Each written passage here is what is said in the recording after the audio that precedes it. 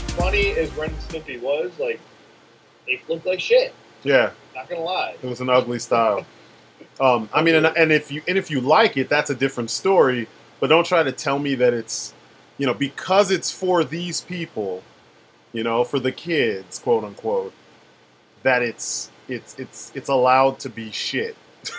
You know what I mean? Exactly. It's allowed to saying. be. Like, let's stop dumbing shit down for children.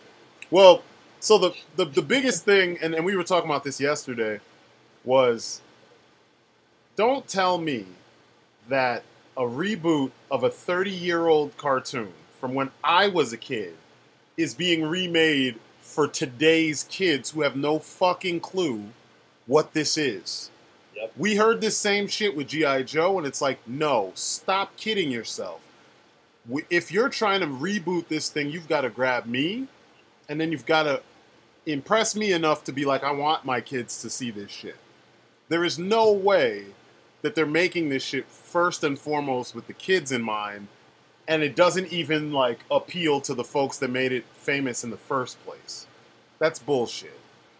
And especially when you think about G.I. Joe and how, when they tried to reboot it, and then with like G.I. Joe Extreme or Renegades or whatever, and try to put it towards a new audience, like the old audience didn't react to it positively because it deviated so far away from what it was originally that it was a total turnoff. So if you can't even get them on board, how do you expect to get a new generation, or how do you expect to get parents that have kids now that grew up with Thundercats to buy into this new bullshit that's geared, that's so, it seems like it's so dumbed and watered down that you're not going to grab those people that used to watch it. Exactly. So they're not going to be inclined to want to watch it with their kids. Precisely. Well. Precisely. And then how about we start taking things a little bit more seriously, like they weren't taken seriously with our generation? Or let's use the appropriate approach.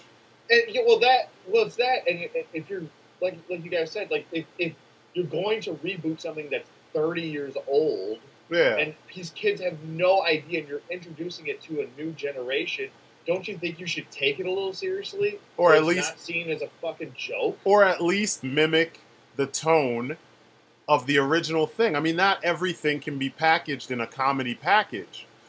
That's not the right tone for what we're looking at. So it's like, not only is the style shit, because it doesn't fit what this IP is, the tone is all wrong. Because imagine if it was serious, but it was more cartoony in the art style, kind of like Superman versus the Elite. That movie has a weird cartoony style that deviates from the other DC animated films, but the subject matter is so like heavy that it doesn't matter. I mean, I know there's those people who will nitpick the fuck out of it and ignore the point, but if we're being fair and we're actually looking at it as a whole, the style kind of fits because, it fits Superman. And then the story itself is, it's reinforcing why they chose the look and how they, how all the parts work for the benefit of the whole. But like with Thundercats, it was supposed to be, high fantasy, drama, sci-fi. How the fuck does the Steven Universe aesthetic even factor into this other than the guy who they got to run the show can't draw any better than that? And then people saying, oh, it's the style of the day. No. That's horseshit. It's bullshit. Yeah. It's not the style of the day because not all the cartoons for everybody across all age groups look like this. So saying that's what's popular and that's why we chose... No, you guys made a mistake. That's what you did. And that's not even... they're subjecting themselves to a very, very specific group of children. Exactly. Like, because I have an 8-year-old nephew, and he hates it. I showed him... I'm like, which one do you like? I showed him 2 pictures. I showed him the original, and I showed him that. Yeah. And he's like, I like that, which is the original. Yeah. And I'm like, of course you would, because it looks legit. Yeah, exactly. That, I don't know what the hell that is. He's like, that looks stupid. And he's 8. It's very true. You use that style to, at the end of the main episode, when you're watching the original style, to kind of like teach kids the theme or moral of the day. Yep. In a funny, I guess, cartoony educational PSA type of sense. Exactly. And even then, you don't even need to even do that. Yep. I mean, because we used to have that as well.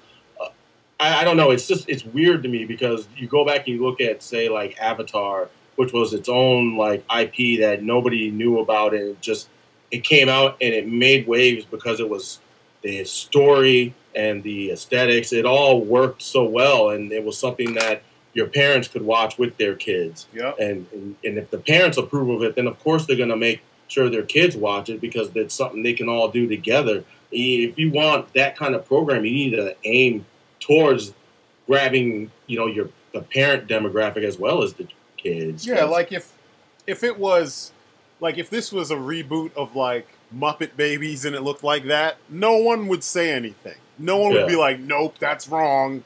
That sucks. No. The argument is not that the style can't work for anything. The argument is that the style doesn't work with this IP.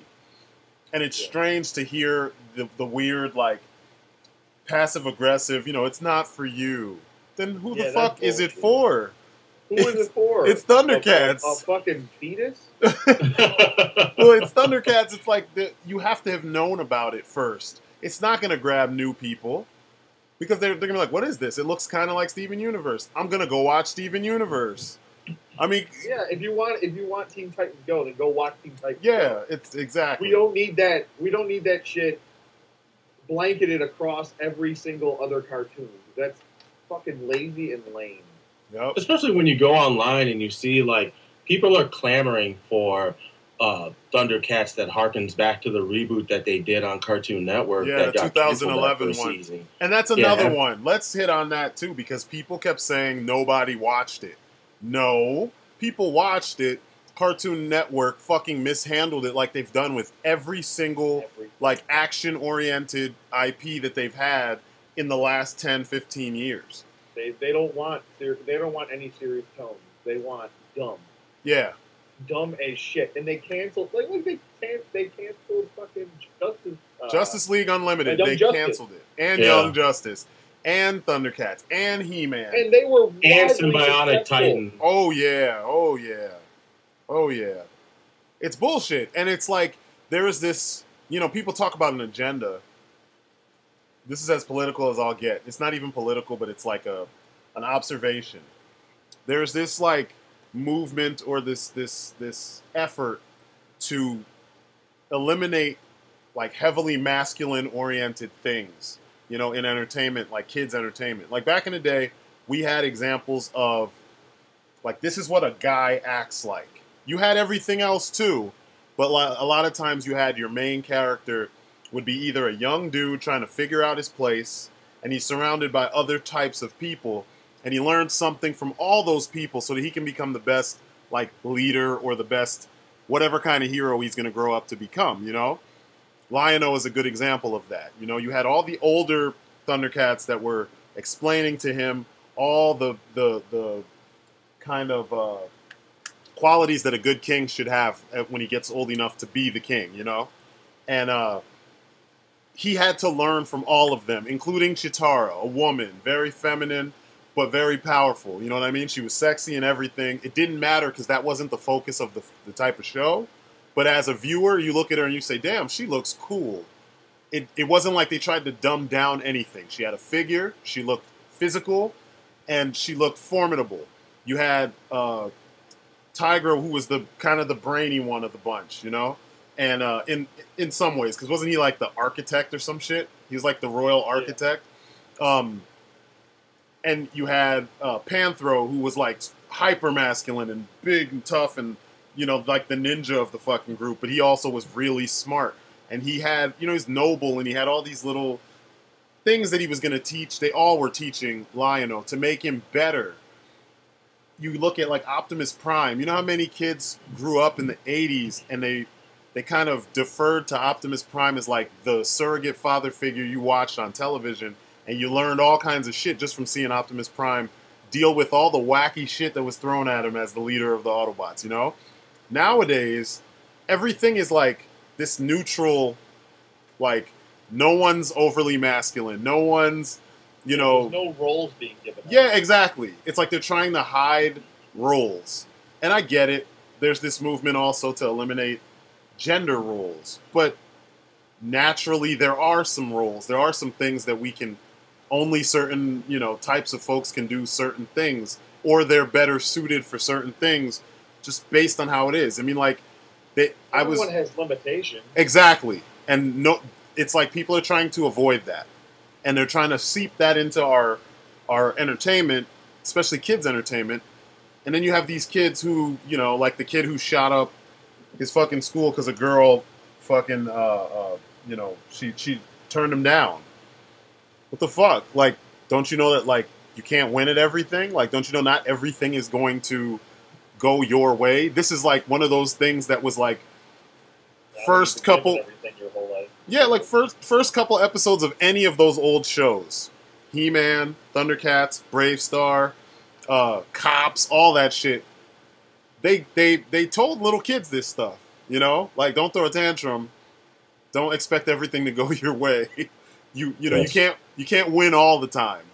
But that's the opposite of the message that we're giving kids now. Now exactly. You can have whatever you want. You can have anything you want. I'm like, no, you have the opportunity to have anything you want. It's like you just have a chance. Exactly. Nothing's guaranteed. We're telling kids implicitly that there's a guarantee. Exactly. Hey, you want something? You can have that. I'm like, nah, you can. The possibility is there. Yeah, can means possibility. Can does not mean inevitability. Exactly. There's a road you're gonna have to go through to get to that thing. It might not be successful. Exactly. Teaching. Yeah, well, shit, in my house it was no or maybe. there was no can be. Exactly. like nothing was guaranteed. It's like if you were happy, if it happened, you were happy. Exactly. So, yeah, that's the problem. It's like a lot of people they're not equipped to deal with no. Yep. And they're not being trained to to handle no. Yeah, we're still here. Will coming in with the Dr. Phil mic. Look at that. It's a good mic. Shoot, man, like doing the job I do, you see that all the time too. It's like no, like everything's not gonna go the way you want. It's and true. It doesn't mean you're a bad person. It doesn't mean that there's a bad element in the situation. Yeah. Just your approach just doesn't always fall the way you want. Yeah. And set yourself up for disappointment. So exactly. That's a part of life too. Or learn how to get up. Exactly. You have to learn how to get up. Once you fucking fall over. You fall over, it hurts, ow, you shake it off, you get up and you try again. Like, that's basic shit that was taught to us in our old cartoons. If your parents didn't get to that part, the shows would kind of throw that in there to help you see it, and help you understand, like, you have to go through shit sometimes to get the thing you really want to get. Or in order to just grow up, you have to go through some shit. You can't just automatically always get that thing that you want just because. And now, like, they're not teaching kids these things, and you already see how the households are. I'm letting little Johnny grow up to be what he's going to grow up to be. So you mean you're not going to parent him at all? Well, I'm letting him... the most basic bitch way of parenting. It makes no sense. It's like non-parenting. And then it's like I'm letting him discover the world. Yeah, no, the whole point is that you have experience as to how life is, and you impart that experience onto your child. But that would entail that you talk to your kid. That would entail you spend time with them. Something they don't want to do. So at least those basic mistakes, like fire hot, things like that, they learn that, so they don't make again they have a basic understanding of how the world works, exactly. And then they go out with that. Free to find things out on their own, absolutely. But this is part of parenting. Yeah, direct. It's part of growing up. Last week, taking responsibility set his hair on fire, and I just wanted him to experience life. So that's what I'm allowing to happen. I know, but he's a good kid. He's a good kid. He's a great kid. He's experiencing life. No, little Johnny set someone else's hair on fire. Yeah. I don't want to punish him because I'm sure he feels bad enough. I don't want to. I don't think feel bad about himself. It's like, So, it's bullshit. It's such bullshit, and people don't see the correlation, like the kind of programming we used to watch when we were kids. And I use the term programming specifically because they did sneak messages in there, but they were messages that were kind of necessary. And it helped parents where if you didn't know how to attack a certain situation, something your kid was watching might go over that. And then the kid could ask you, and you could have the conversation. By now making everything where everybody can do everything all of the time, the fuck? Like, what's your kid going to ask you? The only time he's going to talk is when it's too late. You know what I mean? In some of these cases. And we keep seeing it more and more and more and more and more. Kids killing themselves because the bully said you should kill yourself. Are you fucking kidding me? Put your hands on the fucking bully. Bet you he won't tell you to kill yourself again. That's what you do. That's how you shut up a bully. Knock him the fuck out. This kid beat me up 10 times in a row. What'd you do? Nothing. What? Fucking punch him in the throat. Call it a day. Yeah. But no, the kids are all wusses because nothing is telling them you have a right to defend yourself. You have a right to not be treated like this. Even though it sucks and it'll be scary, the end result, I'm not telling you kill the kid, but I mean, if it's a question of your life or theirs, you know? Literally, stand up for yourself, you know? And like you said, stand up for yourself is not go and take out as many people as possible. That's exactly. You've gone way too far. You've gone way overboard.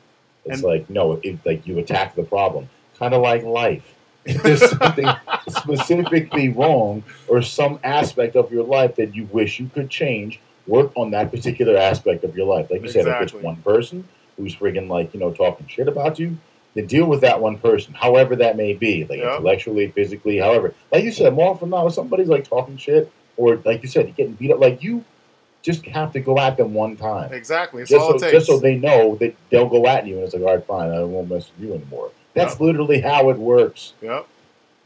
And it's annoying that you keep hearing it, and I'm like, what the fuck are parents telling their kids? How is it that these kids don't see this shit? When I was a kid, there were a lot of characters that I liked. I mean, number one, my dad told me if someone puts their hands on you, then all bets are off. You put your hands on them. You know what I mean? Like, defend yourself. And I won't be mad at you. When you come home and the teacher calls me, I'm not going to be mad at you for defending yourself. So I fought all the bullies that harassed me and my brother and my sister. I mean, that just was the way that I was wired. But, like, I mean, I didn't kill anybody. You know what I mean? Like, I just hit them a couple times, and they were like, fuck, he hit me back. And that's usually how the bullies are. They don't expect you to hit them back. Yeah, I don't know what the difference is between, or like what happened with all of this society where you can't really do that anymore because now you run the risk of the somebody coming back with a firearm. Even though we had that risk back then when we were kids, schools too. Man, we had the risk of kids. We had kids bringing their guns to school. I remember getting in a fist fight with a kid in school when we were in middle school. And this motherfucker, I knocked him down and the gun fell out of his fucking pants. And if the security guards and shit weren't there, I probably would have gotten shot. But I'm not going to let somebody just beat me up just for the sake of it. And these kids, you're talking about people having to come back, file a fucking police report when it's done so you can have the police actually deal with that person. You know what I mean? Like, maybe they'll deal with them. But that's the thing. You don't know if they're going to come back with a gun. And that's... I mean, I wonder if that's why they don't have their kids. I don't know. That's nothing new. That threat. It's nothing. But I mean, it's more prevalent now. No, think about in the 90s. In the 90s, kids were getting shot. Kids were getting shot at a ridiculous rate in school, like at school, on the playgrounds, everything, because everybody had a gun. Kids, it was rampant to the point where our schools had to have metal detectors and shit. I mean, I don't know how it was in Sandusky, but in Jersey, that's how it was. Yeah, but that's considered the inner city, so they didn't care. Now it's happening in the suburbs, and so now they care. And now motherfuckers realize, oh fuck, the last person did it, and look what happened to them, or look how famous they got, or look how much recognition they got. Like it's kind of emboldened some of these people to go and do that. I don't know. I think the same people who would have done it, who would do it now, are the same people that probably would have done it back in the day. The same type of people, It's not like it's some new thing. There's a certain type of person. Not new to us. No, I mean in general, to the world. Like to the U.S. The same kind of fucked up parented child who doesn't have the moral, fiber to understand the difference between I bullied someone and I lost, so let me leave them alone, and I lost, so I'm going to come back and I'm going to settle this shit. that kid always existed. So I don't think that it's that. And this is just my perspective. And from working with I worked with the fucked up kids that would go back and shoot all those kids. You know what I mean? And it's the same shit. They're the same. It's the same time. I could pick them out every time based on having worked with these kids for, 10 plus years or more. It's like the same kind of kid. The parents don't give them boundaries. The parents don't explain anything to them. No one sits down. Well, few people sit down and really hammer into them that, if you fall, it's going to suck. Get up. You know what I mean? Try a different something. You can't say certain things to certain people in every setting. There's a setting where you can call your friend a bitch and it'll be fine. But if you do that in public to some random person, they're probably going to lash out at you. You know what I'm saying? Like, there's situations where you can do some certain things and their parents and family members didn't tell them this ever, period. So by the time we get a hold of them, meaning like, the teachers, the social service workers, et cetera, and we give them that information, they're like, fuck you, man. I've already been doing what I've been doing for, it's like, this is who they are. You can't change them. That shit's always existed. If when they were younger, they had other versions of the conversation where somebody was saying, this is a different possibility. This is the way the world works. This is how you should do stuff if you don't want to go down that road. You know what I'm saying? Like the negative road. Maybe if you want to be like this character, these are the things that embody this type of character. If you saw that every day after school as you grow up, because you hear people say, I never saw a good blah, blah, blah relationship, a good father, a good mother, a good whatever. So I just grew up and did whatever the fuck I wanted to do. It's the lamest excuse, but it's becoming a justified excuse from people, And if they had seen, the positive every day after school, it doesn't even have to come from their parents. You see it from whatever you watched, whatever you spent your time doing, somewhere. You see that somewhat role model every day, reinforced over and over and over. Then somewhere in the back of your mind, you'd be like, fuck, I could probably do what that person did instead of like, what my parents are doing or what whoever's raising them or whatever asshole is around, giving them the idea to do fucked up shit. Some other type of outlet to look up to somebody. Exactly. And that's the thing. Like, there's a lot of cartoons. Like, while there is a place for those type of cartoons, like a lot of the large scope of cartoons are very like, I'm going to eat tacos and it's going to be great. And like, I will have ice cream. And complete we'll nonsense. And, oh my God, what if the world was made of ice cream? Let's make a world full of ice cream. That's the type of dumb shit that's on TV. And while there is a place for that, unfortunately, that is the majority. That's the majority now. Cartoons. Yep, especially on Cartoon Network. So it's like, people saying all that bullshit about nobody watched it. Man, get the fuck out of here. You obviously didn't know what was going on. Yeah. Or they weren't introduced enough to it, or it wasn't promoted enough. Exactly. Cartoon Network does that a lot too. Oh yeah, that's what happened with the Thundercats in 2011. Not only did they didn't promote it properly, and it was made again to sell toys. But did you ever see a commercial for the toys? I think I've seen one commercial, and then I saw the toys out in the store, and I was like, oh shit, they did all these, and I picked up most of them because I like Thundercats. But the show had no type of push. And then there was a portion of time where it went on hiatus. And they didn't even say, on this date, it's going to be moving from, or we're going to take a break and we'll come back on this date. No, it just disappeared. Then it showed back up on a completely different day, late at night. I think it used to come on during the week or in the beginning of the week or something. And then it came on Friday nights, which is like the kiss of death for every show.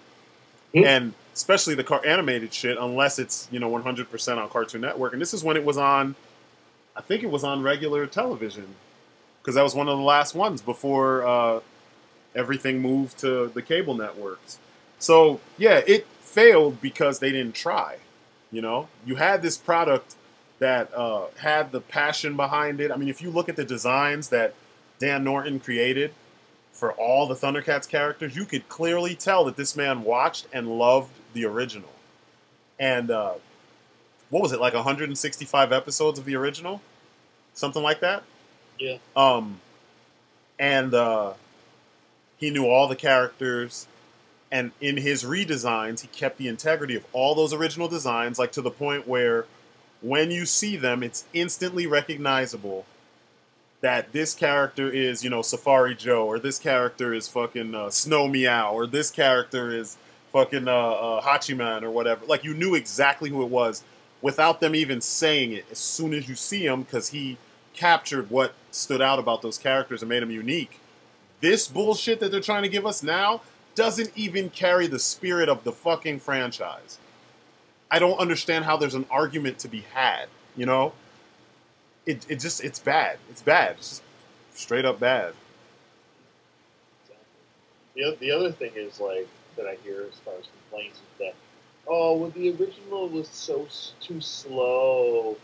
And kids nowadays, they take information in so quickly. It was just, like, how slow was the old one? What do you think? What brain patterns did you think I had? Yeah. And what was it? Someone told me, I won't say his name, but you know. Yeah. A guy named Eric said that, what was it?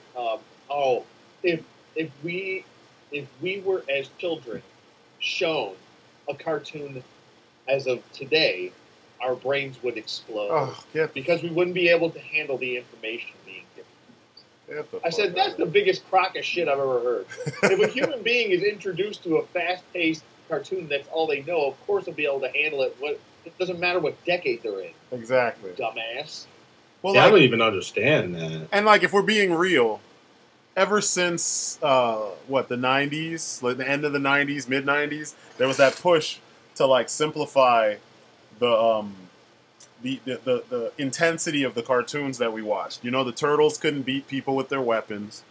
So much so that, like, just seeing nunchucks was, like, against, regulations. Because it was, like, considered too violent. Everything's been dumbed down. You can't say that someone will kill someone or you will die. They have to say you will be destroyed. You remember when that became more, you'll be defeated. Yeah. They started dumbing shit down because these poor little snowflakes can't take the fact that people die. We don't just get destroyed, you die. You know what I mean? You can't take the fact that a bad guy is not someone to root for all the time. The bad guy doesn't give a shit about you and he will kill you. That's the point. That's why, like, when you go back and you watch Transformers from the 80s, Megatron was straight up talking terrorist shit. He was like, I'm going to murk you and everybody else. He even said in the movie, you know how many lines he had that just were like, holy shit, and forget his actions. He's like, I'm going to rip out your optics. I'm going to pull your eyes out of your face. Let the slaughter begin. Yeah, let the slaughter begin. He shot someone in the face after he said such heroic nonsense. Such heroic nonsense. And he's like point blank. Like his weapon was practically touching his face at that time. Blasted him in the face. It's done. Like, the villains we had when we were kids didn't fucking play around. And then every now and then we get, like, I mean, and don't get me wrong. Now to be fair, they have that's how they were in the movies. In the movies, you're right. And that's not necessarily how they were in the series. They still shot at each other in the series, so clearly there was the intent to do harm. Of course, yeah. But I mean, like, there were instances of them not following the full-on, what now is the norm. Yes. With the whole, like, let's dumb it down and just find another word that the kids won't really realize means death. Let's find something else to use. No. They were like, yeah, I'm going to kill you. Shredder was more on the side that was safe. But he also started out talking about, I'm going to eat turtle soup tonight. When you say tonight, I'll dine on turtle soup. Yeah. So he was letting you know, I'm going to kill you and then I'm going to eat you. Like, they don't do that shit anymore. And when they do, that show always gets canceled. Like Justice League and Justice League Unlimited and Batman Beyond and fucking, all that shit that was quality that kind of brought us to, where they started dumbing shit down. They canceled all that shit. He-Man, the new version of He-Man, Skeletor was a fucking G. Like, he wasn't goofy playing around, where you could make those ambiguously gay jokes about He-Man and Skeletor. Nah, that shit was gone when they did the reboot. You know what I mean? Like, it was extremely straightforward that Skeletor was out for blood. Like, all the time. Not just, you know, sometimes. He even was killing his own people. Like, it was a whole different... It's like the people who made that reboot were like, the thing that was lacking from the previous one were stakes. So let's up the stakes and make things feel like there's something to lose. You could possibly die. It's you know, this guy's actually dangerous. And it to me, it worked. To a lot of people, it worked, you know? People have their preferences, and we're not talking about the collectors. I'm talking about fans of the shows. Because the collectors are on some other shit, you know? It's vintage, so it's just automatically better. We're not even going to go down that rabbit hole. Fuck that shit. But yeah, 'cause that's one of those stupid things that I hear so much. I'm just like, are you really seriously, like, as an adult... Are you really saying that? You know what I mean? Like, that doesn't make sense. That's, like, zero logic. It makes no sense. Now, if the quality was lower and blah, blah, blah, I'd be like, okay, I agree. That makes sense. But, no. Because that's not the case.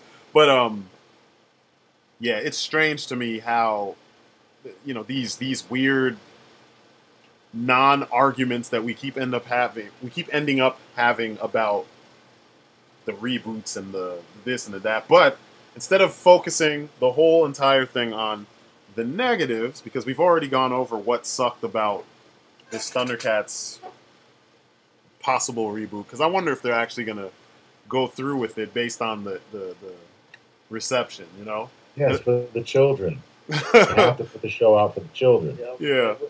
And these are the type of children that are like, okay, even though you lost at baseball, everyone gets a trophy. Everyone gets a trophy. Yeah, fuck that. Yay. Fuck that shit. We can't handle it. Like, what are these kids gonna grow up to be like? Like, if they don't get a job, like you're gonna be like, well, why don't I get the job? Why? Because I applied. Because I want it. So why can't I have it? You should give it to me. That's how these kids are gonna grow up. They're not going to be able to take any sort of letdown or defeat or anything. It's just not going to happen. It's true. That's not part of life.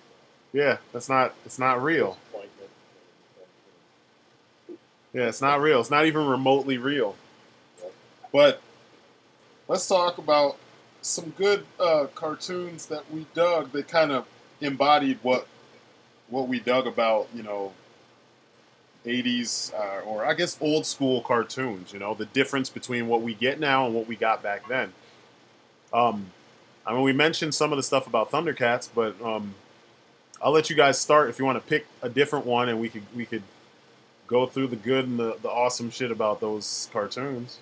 Oh man, that's easy. Fucking Voltron. Yeah. Like, God. I love everything they've done with that new series, other than I wish they would stop doing these half seasons and just give me a whole season. Because like right when it starts going somewhere, it's like, oh, gotta wait for the next half of it. Exactly. Yeah, that is annoying. Yeah, Voltron's I have no issues whatsoever. Yeah, Voltron's on point. What about okay, all right. So Thundercats. I'm sorry, not Thundercats. Voltron was dope. The new Voltron is dope. It fixes all the issues that we had with the old one. Even though for me, the only issue I have with the old Voltron was that it's just such an old-ass, chopped-up cartoon. Like, you could clearly tell that, like, if you ever watch Go Lion, which is the Japanese version of the original series, you can see that they chopped out all kinds of shit. The Go Lion was violent as fuck. People be getting whipped until they turn to nothing. Like, there's a scene where they show some Lotor's people take some planet. And maybe it's Sven's planet, wherever he was from. And you see them torturing people in the background, and this dude's getting whipped until he's like just a pile of just bloody whatever. And I'm like, damn. Holy shit, like, did I just see this? Like, what just happened? I mean, it's poorly drawn in a way. It's not gratuitous, even though I described it in that way. But it's like, you got whipped into nothingness with like a laser whip, you know, until you evaporated, pretty much. It's like... What the fuck? Like, they weren't playing. But when you watch the US version, you watch Voltron, you could tell they had to... Obviously, some of this shit wouldn't... it wouldn't fly. like it just wouldn't fly on American television. So they had to simplify things and make it, you know, less violent, so the kids wouldn't have nightmares about that shit.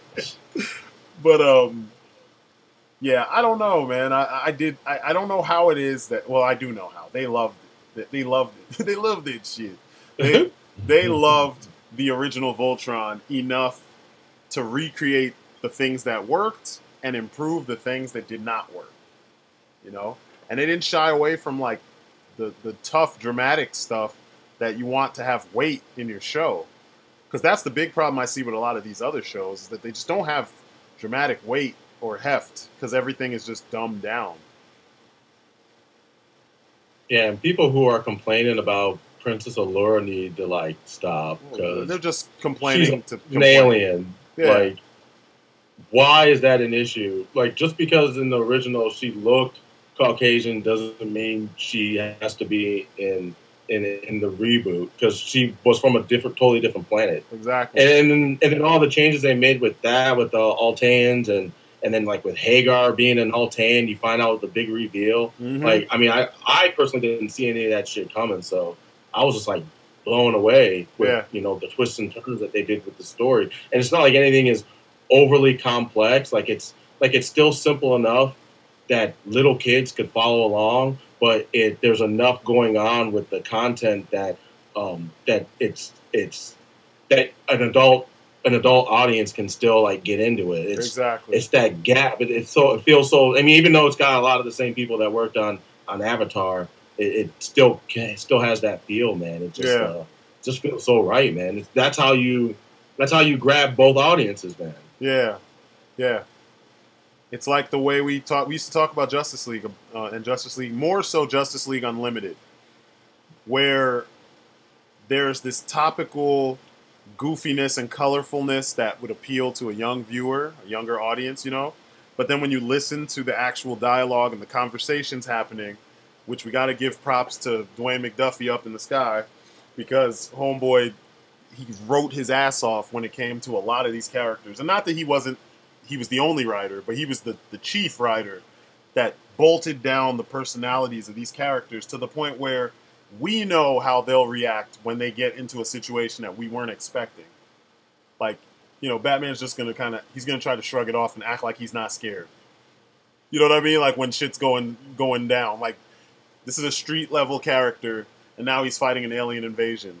You know? And Darkseid, he's trying to choke Darkseid. Like, you know he's scared, but he's going to try to prove himself because of all of them. Technically, he's the most useless guy on the team, you know? Like, but we know what he's thinking. We know what his mindset is. We know Superman, when he finally, you know, throughout the Justice League Unlimited, he was getting more and more frustrated with the situations because he constantly had to hold back, but the villains were just getting outright, like, bold with the shit they were doing.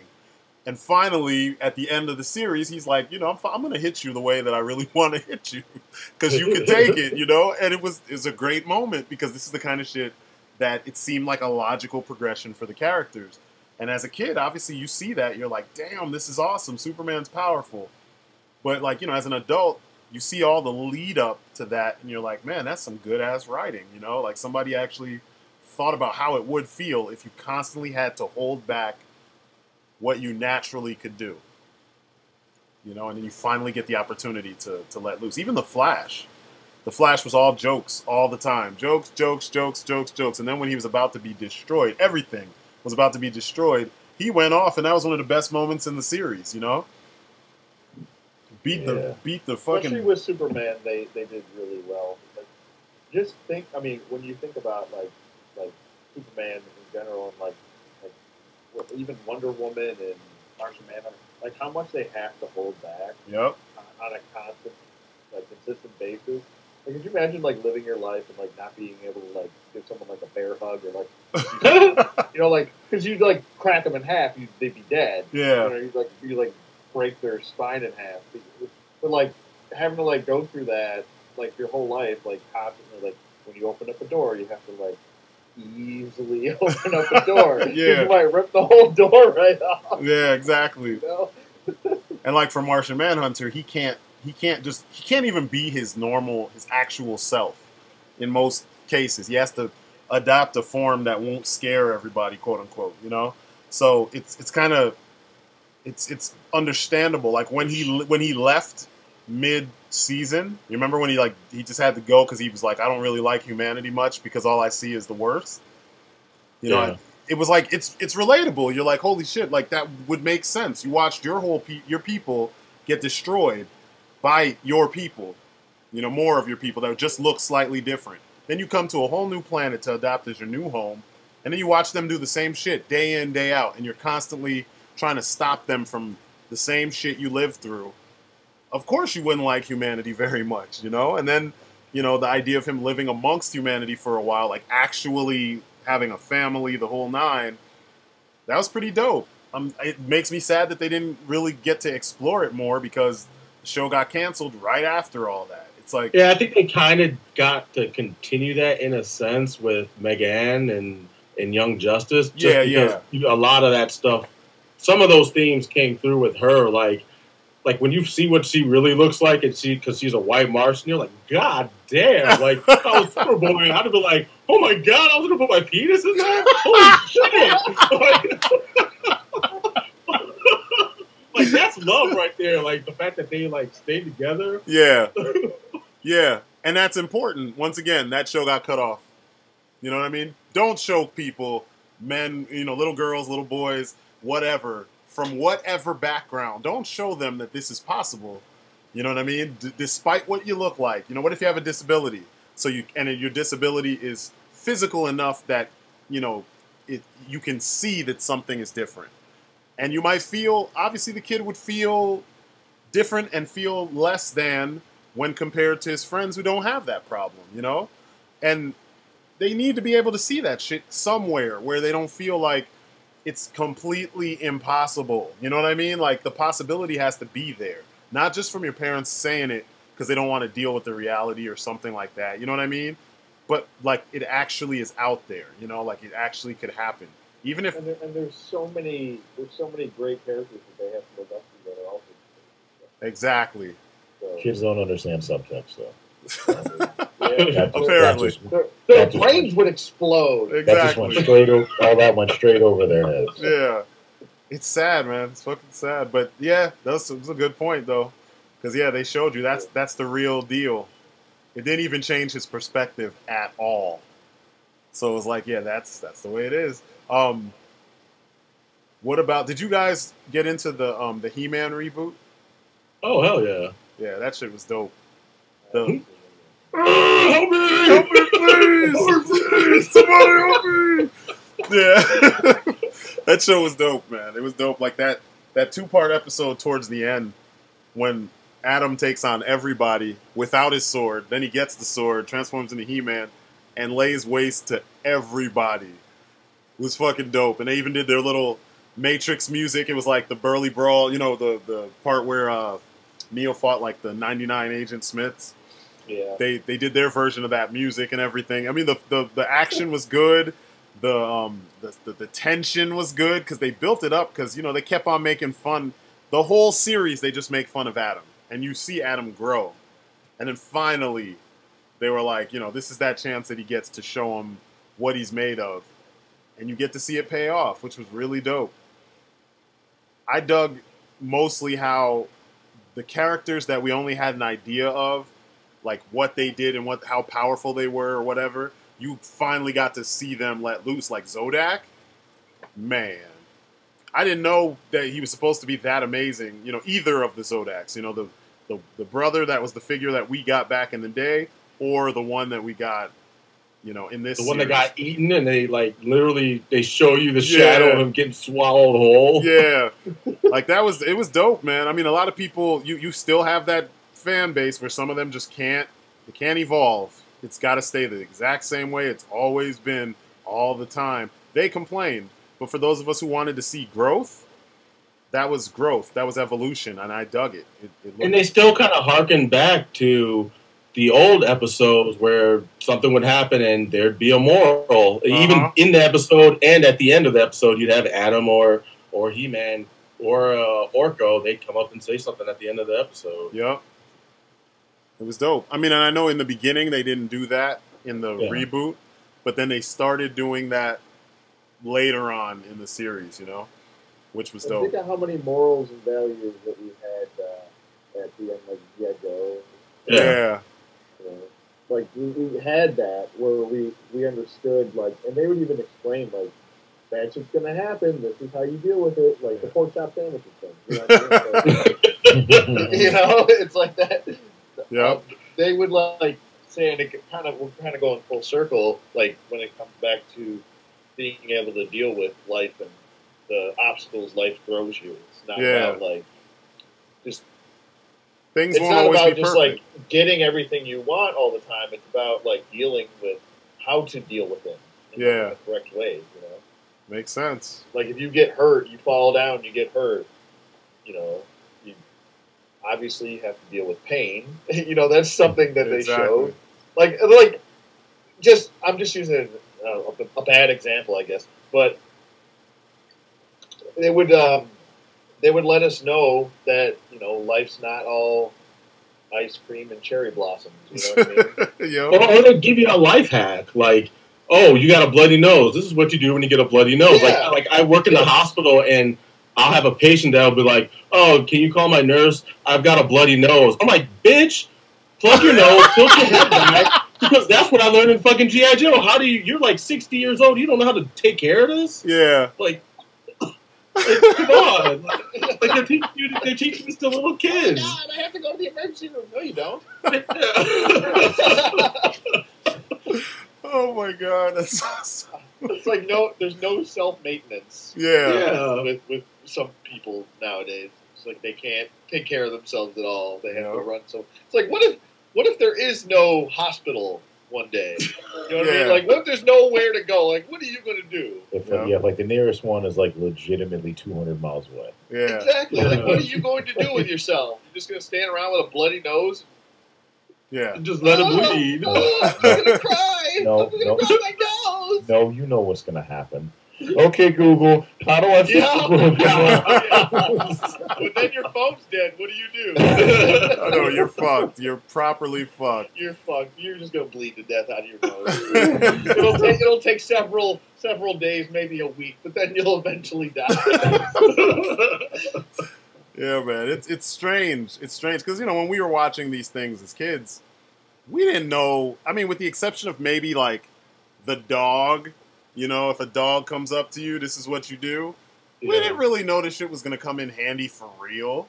I used to make fun of like Brave Star, you know. He was like, and I always bring it up. There was an episode where at the end he was like, she's like, kids, if you see an exposed electrical socket, don't put your hand in it. Because electricity will hurt and it'll fry you. And I'm like, you actually had to make they had to tell someone this. But, you know, you can imagine there's some dumbass kid. Oh, yeah. Some glue Elmer's glue drinking ass, you know, lead paint eating, paper chewing ass kid who needed to hear that from... He needed to hear that shit, and then I like the taste of paper because it's like bacon. It's chewy. Like they needed it, and they got it, and it probably saved them at some point because they were, you know, not everybody's a winner. It's just the way the world works. Yeah. You know, and then they had to repeat it again in G.I. Joe. Exactly. They had Roadblock teach you. Yep. So it wants a body massage.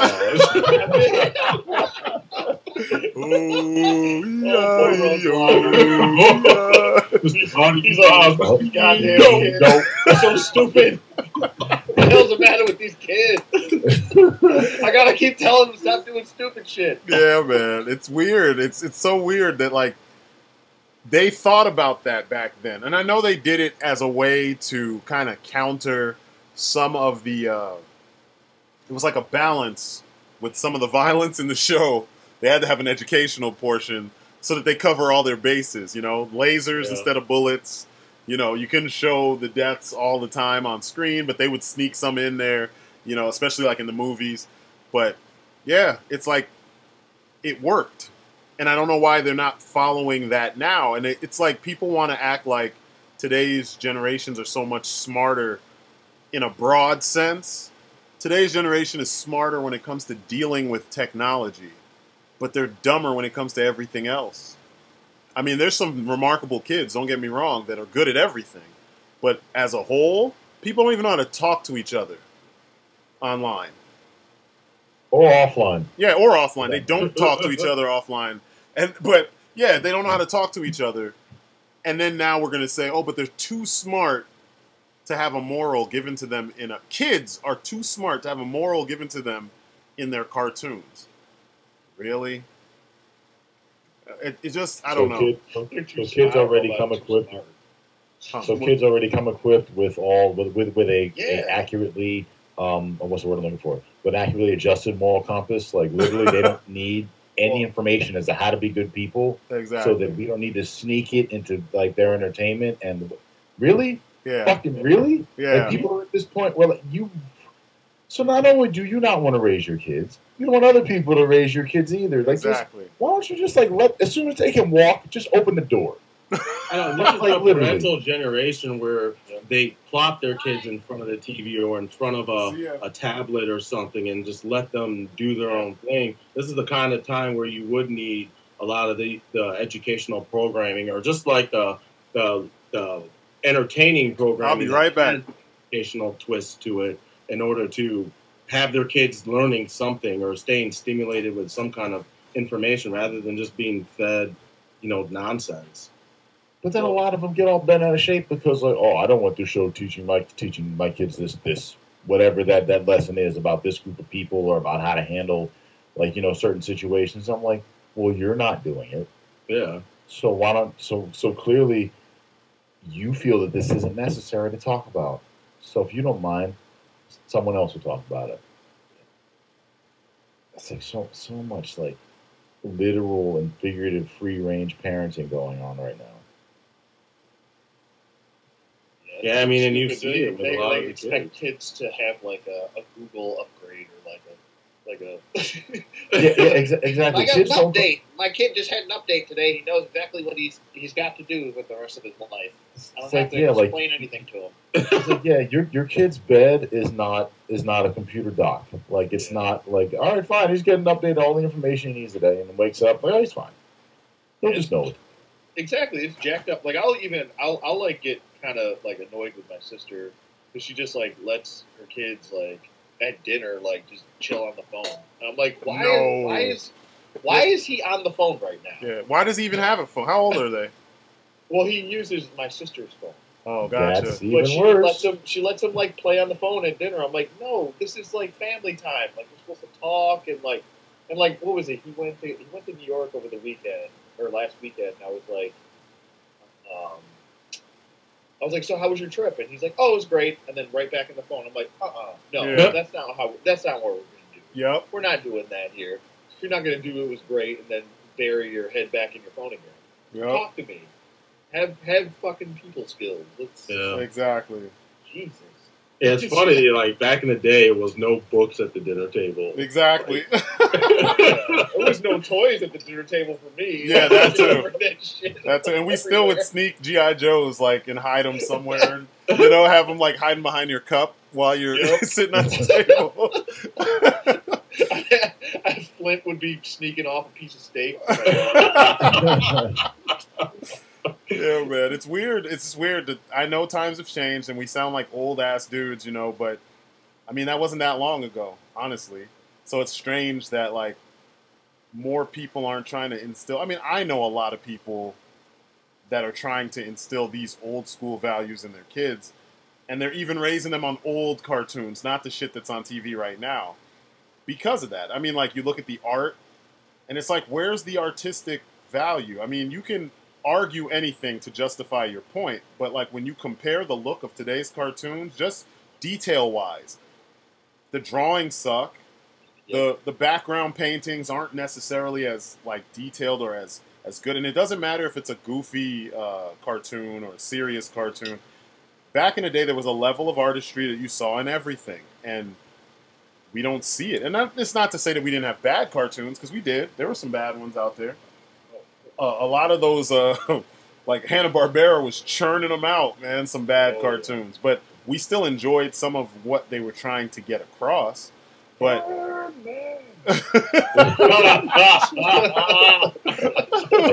and yes, the original, not the Harvey Bird. Yeah, exactly.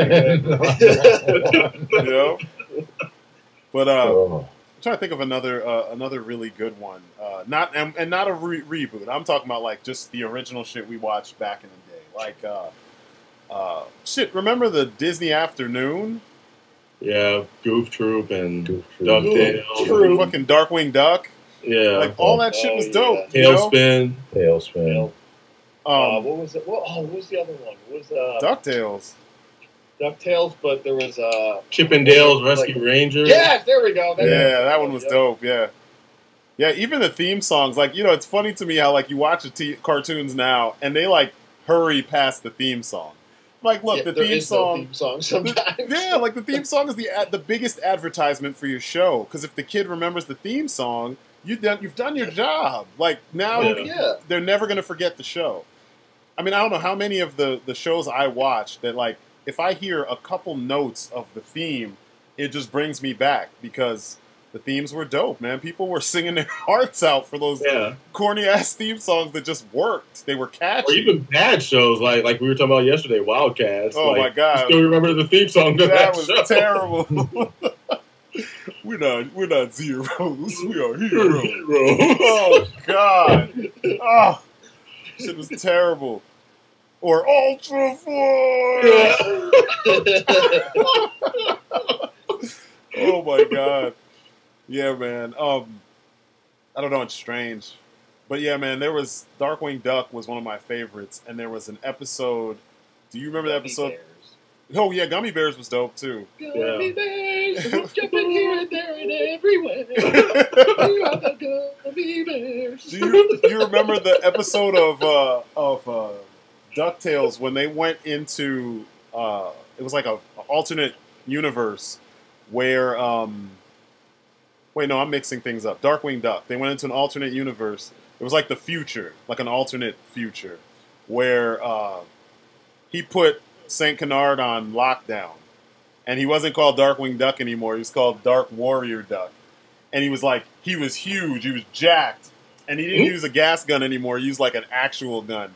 And like, it was funny because like, I didn't know this because I hadn't read The Dark Knight Returns yet. So I didn't understand the joke. But then I saw it again when I was a little bit older after I saw it. And I was like, holy shit, they spoofed this before most people even knew it existed. Yeah. Most kids, So it's kind of funny how like the writers were ahead of their times. Like way ahead of their time with the approach they took to a kid's show. Like Animaniacs was like that, where there were so many jokes that like adults would get it. There's no way the kids would get it. So then when you watch the show 10, 15 years later, after it's been off the air and everything, now you see these jokes that, like, you understand the context better because you know who they're talking about. Some of the things were semi-political. Some of the jokes dealt with, like, actors and actresses that had scandals going on that you wouldn't have known about as a kid. And they'd sneak in, like, maybe one or two words. It wasn't like a big commentary. It was just a little jab at something that happened, And it was dope. Or like how you remember when they had in Animaniacs, there was an episode where they spoofed like the Oscars, I think it was. Oh yeah. And Michael Keaton drives up in the Batmobile. Yeah. He steps out as Michael Keaton and then unzips his face and he's Batman underneath the Michael Keaton skin. I was like, this is awesome because he was so fucking good as Batman that like I don't think we're ever gonna not associate him with Batman. And the caricature of him was so on perfect. point. Yeah, it was perfect. I think he was better as the Vulture. I know, right? He's more memorable as that. I'll kill you dead. I know, right? I will kill you and everybody you love. Yep. Like, God, he was such a thug in that movie. But, it's strange how the difference in approach, man. Animaniacs was full of that stuff. Jokes that it's just that, like I said, there's no way we would have gotten it back then. But Pinky and the Brain. Yeah. Yeah. Or how they coined the term Spielbergian. Like I never heard of it until after that cartoon. Yeah. That's crazy, man. They tried. They tried back then. It's like they they didn't underestimate the audience. Exactly. You know, and those were the cartoons that had their time and place. Yep. You know what I mean? It wasn't like we were flooded with only like Animaniac style. Or yeah, no, it was one of many styles. Yeah, exactly. Like you had wide variety, and that was the difference. Like if you wanted Animaniacs, you would watch that at this time. Yeah, and then you would have like X-Men at like 3 or 4 or noon or whatever it was. Yeah. You know what I mean? Like, there was that mixture. Yeah, like, variety. What was it? Saturday morning cartoons? Like, it had a great mixture. Yeah. It wasn't all just stupidity all the time. You know? Yeah, I mean, it's because they had to, like, the station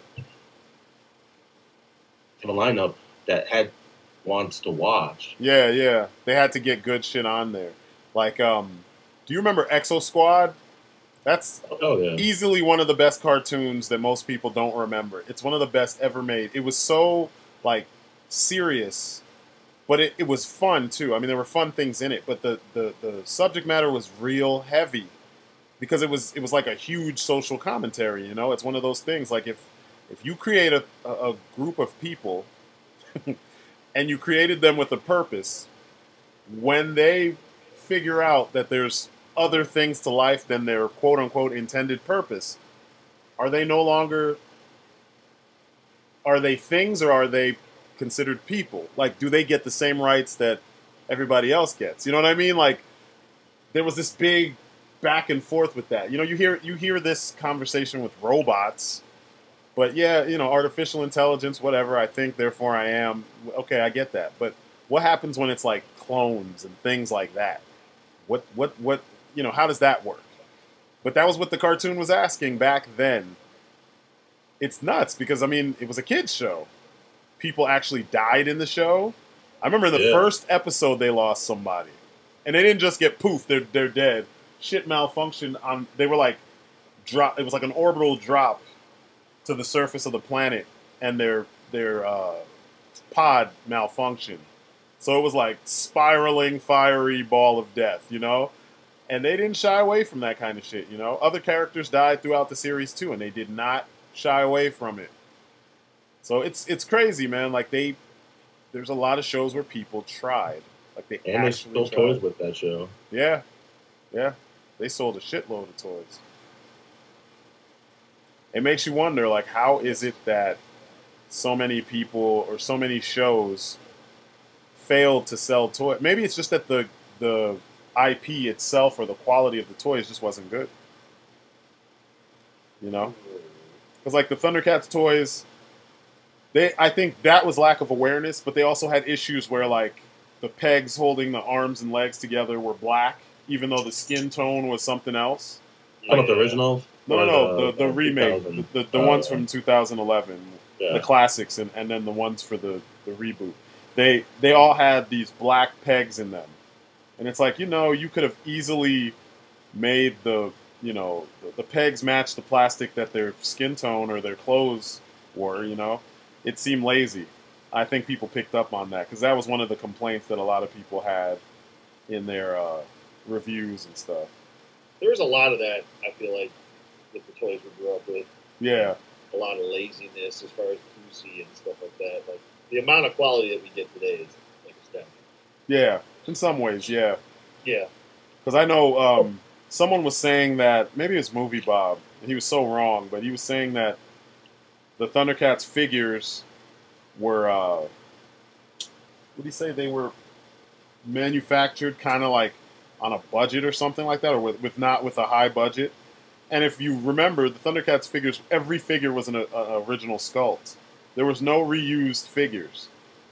Not like Hasbro does today. Plus, I mean, that was, when you think about it, that's a simpler time for action figures in general. But they were complex figures. I mean, remember they had the whole light-up gimmick in their eyes and their symbol? And they true. And then they had the stupid, they always had to have an action feature, you know, so, like, there was a lot of things going on. And, you know, people like him were simply not acknowledging, you know, how much quality we did get. But I don't know. It's strange to me how just how they do things these days. You know, how people look at things these days.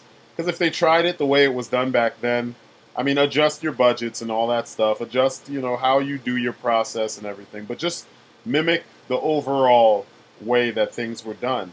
You would probably have success. You look at like Marauders and you look at Boss Fight Studio and all that shit. They're all succeeding, and they're mimicking a lot of the old ways that things were done. They're just cutting out the bullshit that didn't make sense, and they're getting it directly to their their audience. Whereas they're taking a great idea, and improving on it. Yep. Whereas a lot of these other companies aren't doing that. They're trying to say, oh, we have a good idea. Okay, you have a good idea, and then you go about it the complete, absolute wrong way. And then when it fails, you blame it on the fan base, or it's going to cost so much money, and so we have to set up a Kickstarter for it. Like, I can't believe that Star Wars Jabba ship got. I can't believe people bought into that. Yeah, me neither. It boggles my mind. Like, I thought it was like at first I was like, well, I guess. But when I found out it was for 3 3/4-inch figures, I was like, you people are dumb. Yeah, You're paying $500 for that? You're fucking insane. And they gave you like everything else that you needed prior to basically besides the Jabba skip or the Jabba's the guard. His sail barge. Yeah. They gave you everything. Like, they gave you the skiffs. They gave you even the Sarlacc pit. Like, they gave you all that stuff. They even gave you Jabba's palace. Yeah. Point. It was like a little cardboard thing. I have it. They gave you all that stuff, but it's like they can't like mass produce it. Are you fucking kidding me? Yeah. Like, you're Hasbro. It's your job. Like you said, like you made a good point. If it was 6-inch, fine, I get it. That's going to be like massive. Yeah. And it would have to be like, you can't mass produce that. It would be ridiculous. Like, I'm even surprised they mass produced a 6-inch TIE Fighter. That's insane. Yeah. And it didn't sell well, so I get like why they would want to do that. But 3 3/4-inch, come on, you're not fooling anybody with that shit. Yeah. Yeah, like the collectors that bought into that Kickstarter or whatever it was, they've set a horrible precedent now, because now Hasbro knows they can pull this kind of stuff off, and people will buy into it. Because I thought they wouldn't make their deadline, and when I saw it, not only did they make their deadline, they got kind of pretty well over it. Yeah, I was like, oh, there goes the neighborhood. Now they're gonna start pulling. It's like EA with loot boxes. Like, they're gonna start trying to get away with all kinds of shit now, because they know they got away with this, and it's not going to look good. Like I can expect them with the Power Rangers figures and stuff that they're going to start putting out. Oh, the Megazords. They're going to be like $300. Expect to see that, because it's coming. Because you guys let it go, and you guys are going to turn around and you're going to buy into that shit too. And it's going to be all bad, man. And no one else has any. No one's got the people that have to blame is basically, it's the people buying the shit. Yeah. It's like, don't buy the shit. Like, what was it? Star Wars Battlefront 2 is a perfect example. Like, they tried to rape your butthole, and then when people were like, no, I'm not even going to play it. Like, even the people that bought it stopped playing it. Yeah. Like, that's how much of a backlash it got. Like, horrible backlash. Yep. And, like, you got guys like Angry Joe to thank because he put it on a wider scale. Yep. Just, like, complaining about it. So it's, like, you're kind of really damned if you don't do anything. And that's the problem, is that a lot of people don't do anything. And they don't, or they just don't care. Status quo. It's good enough. Yeah, they just have to play the newest thing, or they have to have it. They can't have it. I mean, you can have things, but the consumer has. You should realize the power you have as a consumer. And a lot of people just either forgotten or they're too young to care because it's not their money anyway. Yeah. So they're just doing whatever, and it's screwing all of us. What was it? I don't mean to switch gears to just wrestling, but that's the big problem with pro wrestling right now, is that everyone's so status quo. They're just, well, we should be thankful we have this. And I'm like, no. If you don't like a product, don't watch it, don't go to it. Yeah. Just because you've been watching it or going to it doesn't mean, and you disagree with it doesn't mean you have to watch it. Have to go it doesn't mean you're helping when you do that shit. Exactly. It means you're hurting just it. Perpetuating the shitstorm. Yeah. Because even if you're going to the live events, like, oh, I'm going to go there and I'm going to boo if this happens, if this guy comes out or if this happens. Like, dude, you already paid your money. Yeah. Exactly. And on like, top of that, their mentality is any reaction is a good reaction. Whether it's a boo or a cheer. They don't give a shit. Yep. So it's like, if you go, then complete silence would be the biggest voice, or just don't do that. Exactly. Yeah, exactly. That would be clear, and they'll understand, and they'll be like, we got to adjust accordingly because we want that money. Yep. I remember there was a clip of one guy at a smaller show, and it was still WWE, and like he was literally sitting second row, and during one of like the major matches, you can see him reading a book. Wow, he was literally reading a book. Yeah, that's WWE nowadays. Like, that's not even looking at your phone. Like, no, that's sending the message, I'm fully committed to some other type of entertainment right now. Yep. I'm like, that's messed up. He should have just stayed home. I'm like, well, yeah, I think it was more a message as far as the actual match that was happening at that moment. Yeah, yeah. ODC, that was a match involving the chick who was all red everything, whatever the hell her name was. Oh God, her name is already out of my head. Awesome, don't even tell me. Damn it! Why did I? Don't tell me. but yeah, it was a match she was having, and like, dude, like, she was awful, and like they tried to make her a thing for a really long time. So like, this dude's like, all right, fine, I'm just going to sit here and read this book as long as this match happens. Yes. Well, that was. And then when the match was over, he was like, and when the match was over, he's like, all right, I'm back in it now. Yep. Okay, let me put down this novel. I'm not going to get up. I'm not going to go to concessions. I'm not going to go to the bathroom. Like, nope. I'm going to send a message right now. Yeah. It's funny that the camera got him. I'm surprised someone was in the back was probably like, get the camera off of him. It's like, exactly. Shoot from the other side. Yes. Yeah. Exactly. But yeah, like, literally, if you're not happy with the product, whatever it is, like, just don't give them your money and let them know. If you already gave them your money, it's like. Honestly, like, whatever you say after that, it doesn't matter. Well, I'm going to go on your freaking, like, I'm going to go on Reddit. I'm going to bitch about this. Like, it doesn't matter. You already paid. I'm going to make sure your Metacritic score is 0. like customer review 0. Got him, coach. Like, take that. I'm like, no. Like, did you buy it? Yeah. Boom, boom, boom. Yeah. It's the truth. It's the honest to goodness truth. You vote with your wallet.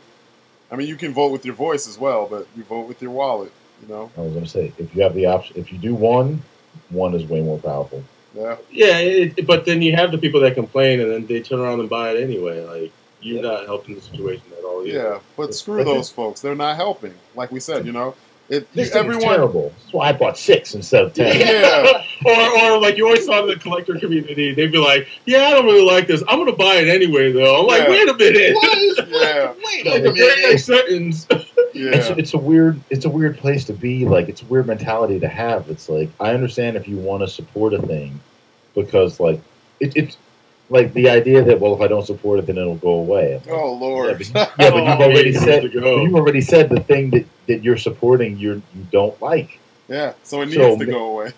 Yeah, so maybe if it goes away, it could come back better. Yep. Like, instead of like, I don't want to buy this. Like, I'm gonna buy it and I'm gonna put it in the closet. You don't want everybody to know that you have it? I know. We'll put it under the bed. Put it under the bed real quick. And just... I don't really like it, but I'm going to buy 12. Yeah. Like, this one goes on the bottom shelf. No. This one, yeah. I like what was it? I saw this one dude's collection. I can't remember his name. He's on YouTube. And he had a shelf. What was it? It was a bunch of wrestling figures, but he had a shelf. It was like got all of his like favorite wrestlers, and he's got like, who was it? I think it's a bunch of John Cena, the Cena fan. Lord. He's one of those, yeah. One of those individuals. Full finger quotes right there. Yep, like, yeah. one of those individuals. And he had them like all lined up in a row. And he's like, I don't really like this one, or this one. But I gotta have them all. And it's just that it's like, what are you doing when you have to get your fucking priorities straight, bro? Yeah. Like, sell the ones that you don't like, please. Yeah. You gotta have it. And you talked about that too before in here. It's like, well, I only like this figure, but I got to get the whole line. I'm like, why? Who told you this? Yeah. Like, where was this coming from? Who taught you these? It's like I just got to support them. I gotta get the whole line, dude. You like one figure out of 10. Yeah. I have that problem now with Marvel Legends and their Build-A-Figures because some of the Build-A-Figures I actually do want, but I don't want the figures that they packaged them with because there might be only 2 or 3 of those figures in the line that I actually do want, but I'm screwed. That's why they do Build-A-Figures. Or vice versa, like you want the figures, but you don't want the damn Build-A-Figures. Yep. It's like it's like it's you're crazy. damned if you do, and you're damned if you don't. Yeah. It's all marketing, like I said, and I mean it works. You want to create a reaction in someone. You want them to think that they have to have this, that they need to have this, and a lot of times, I mean, it works. I can't fault them for that. Like if you do a fucked up thing, like obviously that's bad. But if people keep agreeing to complying with the fucked up thing, it's like, well, at some point it's not their fault. It's not the business's fault. It's not the business. Yeah, I mean, it's not the business's fault. I'm like, dude, you said you don't support this. You said you don't like this, and why are you still spending money on it? Yeah. And at that point, any reason you come up with, I can't, other than you're right, I'm not going to buy anymore. Yeah. If the next words out of your mouth are anything but that, it's like, I don't know what to tell you. Other than it's like, unless you get said product for free, then you, It's like, hey, I was at the store this day. They were giving out this much to the first, 20 people that walked in that day. That's fine. You shouldn't spend money on it. It was just, you just happened to, meet that criteria to get that thing. Yeah. That's fine. But, if it's like, hey, I was just walking in to pick up this, and then I also picked up that, which I don't like. Thrill, and then they say thrill of the purchase. I hate that. Yeah. I hate that. That's like the dumbest thing you could say as far as being a collector. It was thrill of the purchase. I saw it, so I had to have it. I mean, I get buying stuff on an impulse. I've done that, but I don't know about the thrill of the purchase. It's there's a lot of other things in life that should produce that type of reaction, that sense of accomplishment, other than buying shit. Yeah. And I've seen a toy hunt video where a guy was like, I already have 3 of these, but thrill of the purchase. Buy another one. What the hell's the matter with you? Yeah, buying for the sake of buying is making I hope you have an accountant. Because you are just spending your money in all the wrong ways, sir. I mean, when you got it like that, I guess you got it like that, right? I guess. I know I don't, so I'm never going to be doing that kind of dumb shit. As far as logic goes, he doesn't have it. Yeah. Yeah. Oh, speaking of which, when does Toys R Us close? I don't know the official date. I was told. I still have a couple friends that work in my local one. I was told July. Oh, okay. I was originally told June.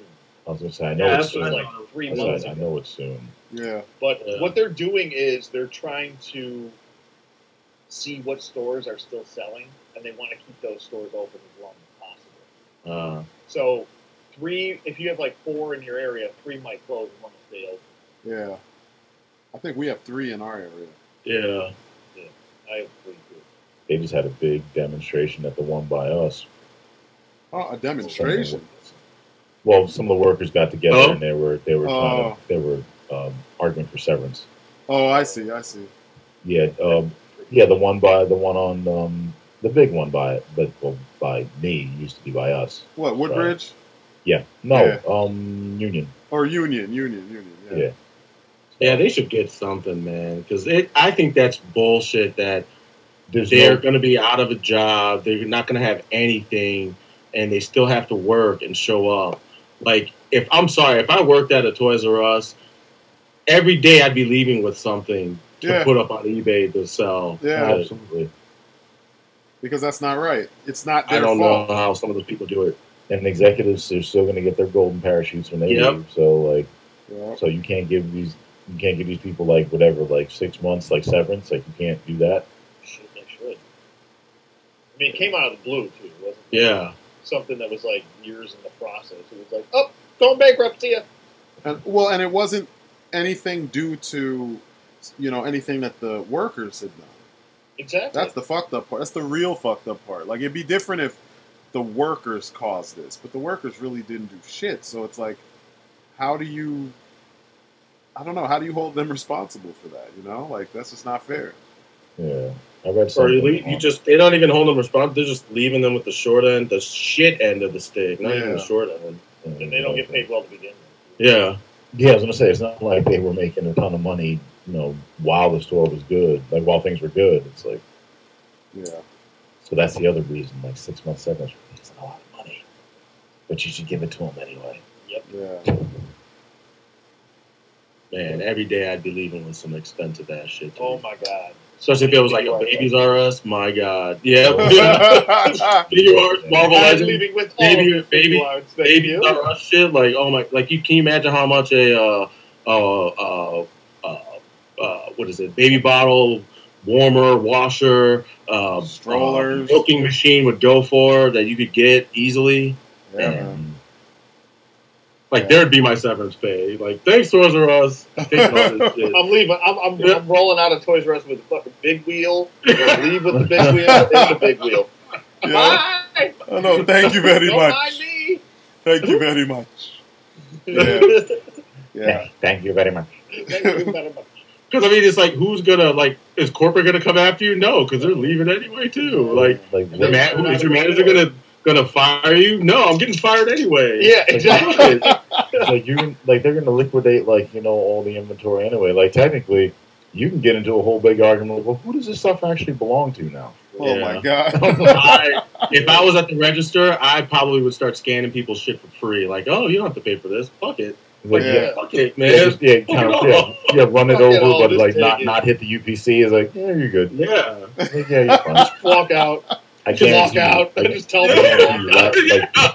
Like if they tell them, that's probably why they don't tell them what the actual last day is, because like that stuff will definitely increase. Yeah, if it's not already happening. That stuff's going to increase like until you get the closer you get to that last day. I'm like, yeah, like I need to go apply. I need to go reapply to Toys R Us. And say no, it's fine. I'll volunteer. I'll just 7 days a week, doesn't matter. I'll just come for a couple hours. I'll just be here, no problem. But I'm, if I walk out with a bag, don't mind me. No, the tip is to walk in with a bag. Then walk out. Bag. It's like no one really knows what's in it, but you just walk in with like this giant bag, and then you just walk out with a giant bag. What in the world is in that bag? What do you got in that bag? What do you got in that bag? But yeah, man, the whole Toys R Us situation is fucked up. Yeah. I actually need to hit them up at this week and see if they have any True Hero stuff, for cheap. I should just look online, but I don't know if the prices translating online. That I don't know. I'll check. Wait, you mean on their website? Yeah.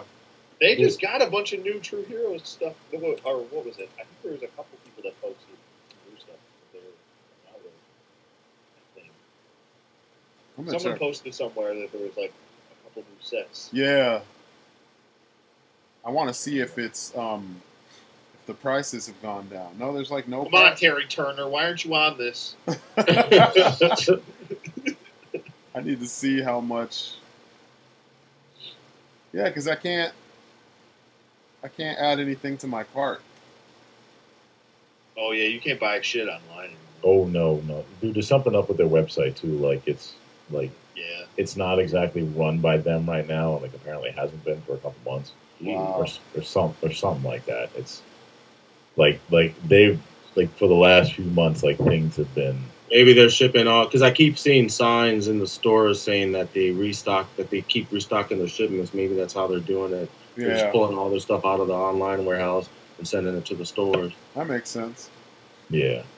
Well, I'm gonna head up there this weekend. or this Friday probably. See if I can snag some True Hero stuff because I doubt anything else will be there. I mean, probably a ton of Gypsy Avengers because they had so many. But yeah, I don't know. The last AC 130 is gone. I'm glad I have one. I gotta get that sub before it's gone. Yeah, yeah. I feel like that stuff might like go up way up in price. Well, it will once Toys R Us is closed because, you know, Yep. the scalpers. I mean, have you seen the Ninja Turtle pack, the 4-pack, the SDCC movie Ninja Turtles 6-inch scale? Oh. It's $400. People are selling that Wow. shit for $400 to $500. That will fuck it up my butthole. Yeah, I was so mad. I was like, and I expected it kind of, but I was like, it can't be that expensive. Yeah, it's that expensive. Doesn't NECA usually sell? They're gonna sell that at some point. No, they can't. No, they Oh, can't. they can't? Because of Playmates. Yeah. 6-inch scale. Oh, They can't touch it. I thought it was Holy. 7 inches. No, they're 6-inch. Oh. You know, their figures are between 6 and 7 inches. And the original ones they did were 1/4 scale. They were 18 inches tall. Oh, shit. That's how they were able to sell those. Yeah. I'm mad because, like, I was telling TJ347 the other day, I was like, I feel like I'm going to have to save up some money to get this because I want it bad, but at the same time, I don't really want to be spending no $300 for 4 figures. That's it's bullshit. That's So, bullshit. yeah, so and I then just... what if a fucking arm falls off? Exactly. Or a fucking leg breaks, and it's like, oh shit. And we're screwed, you know? Cause, I just spent, what, almost $100 on this one figure? yeah, that's why I'm like, yeah, I'm not going to do it. No, the feeling is there. Like, whatever they ask, you know, but I'm not stupid. I could. Yeah, you're better off just getting the vintage ones. Fuck it. Yeah, I know, right? Get them way cheaper. Well, and I have the Playmates ones. Yeah, with the rubbery ones, I only need 2 of them. I need Donatello and Michelangelo because I still have Leo and Raph from when I was a kid.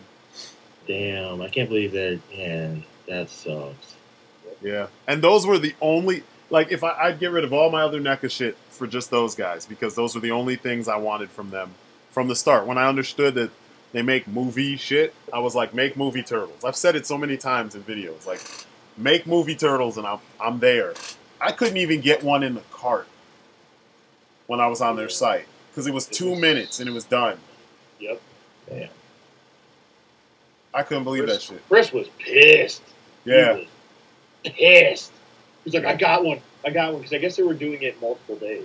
Yeah, 3 days. I couldn't. And I was just like, I'm not going through the stress of wanting to do all that. Fuck that. Yeah. I give up. I gave up. I just assumed they would release it at some point, and I was like, well, if you want it early that bad, fine. But damn. No, what the release is going to be at? The release is going to be at the con. Yeah. So that's the only other way you would get one is if you... Yeah, see, no, I was thinking it was going to be in the stores after the con at some point. Oh, no. Do we know anyone going to the con? I know, right? I know. I should put that out there. So, yeah, people on the Strydent Facebook page, if you are going to... have a couple sets, and we'll reimburse you. But then SDCC it's this week, right? It just happened, or it's happening now, right? No, it's not until like July. No, E3 is happening now. Oh, yeah. I knew one of the... And Ohio Comic Con, yeah. Yeah, I'm tired of conventions, man. I'm like the big conventions. I'm kind of burnt out on that whole thing. So they're very lackluster. Like when I went to Star Wars Celebration, I was expecting this like big extravagant thing. I'm just like, regular fucking con with longer lines. Yeah. Yeah, or if you're a collector, trying to buy comics at a con, I mean, you're paying such inflated prices. At some of them, some people will haggle with you, but. Yeah, there's some books that I saw there that, yeah, it's in pretty decent condition, but I'm not paying what you're asking because I can hop on eBay and get it for like $75 less. Yeah. You know, don't want to. Well, it's weird. Like the smaller cons, you can get them for cheaper. Because I've been at smaller conventions where dudes are just selling, a stack of comics for like $5. And it'd be #1 issues and all kinds of shit because it's all not really worth that much anymore like it used to be. You know? Like, what was it? I got first appearance of Deadpool last, It was last year. Last summer for like $300 at a Buffalo Comic. Jesus. That's a lot of damn money. Like, and it's weird because that book is not hard to find. No, that's what I'm saying. Like, I could have found that shit at Chicago. It was graded. It was graded. It was graded and signed. Oh, okay. Jesus. Yeah, I mean that makes more sense. It's just so weird for like almost a G, probably. Why? I mean, for the rarity of that book, I don't. Not rare. The non-rarity of that book, it kills me that people charge some of the prices they charge. I know a dude right now who's got 3 of those. Like, I'm not even kidding. He's just sitting on them. He better sell them quick. He's got a couple first appearances of Gambit.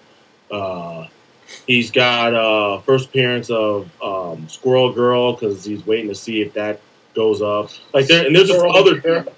Yeah, no, because they're doing a TV series, so he's waiting to see if that goes up in price. There's this other dude named Jessup that comes into the comic book store sometimes. This guy just has a bloodhound nose for finding these things. Like he went to, we have a half-price books in Columbus, and there's like a chain of them all over the city, and he found like a first issue, like perfect condition of Chew in like the dollar bin, just sitting there.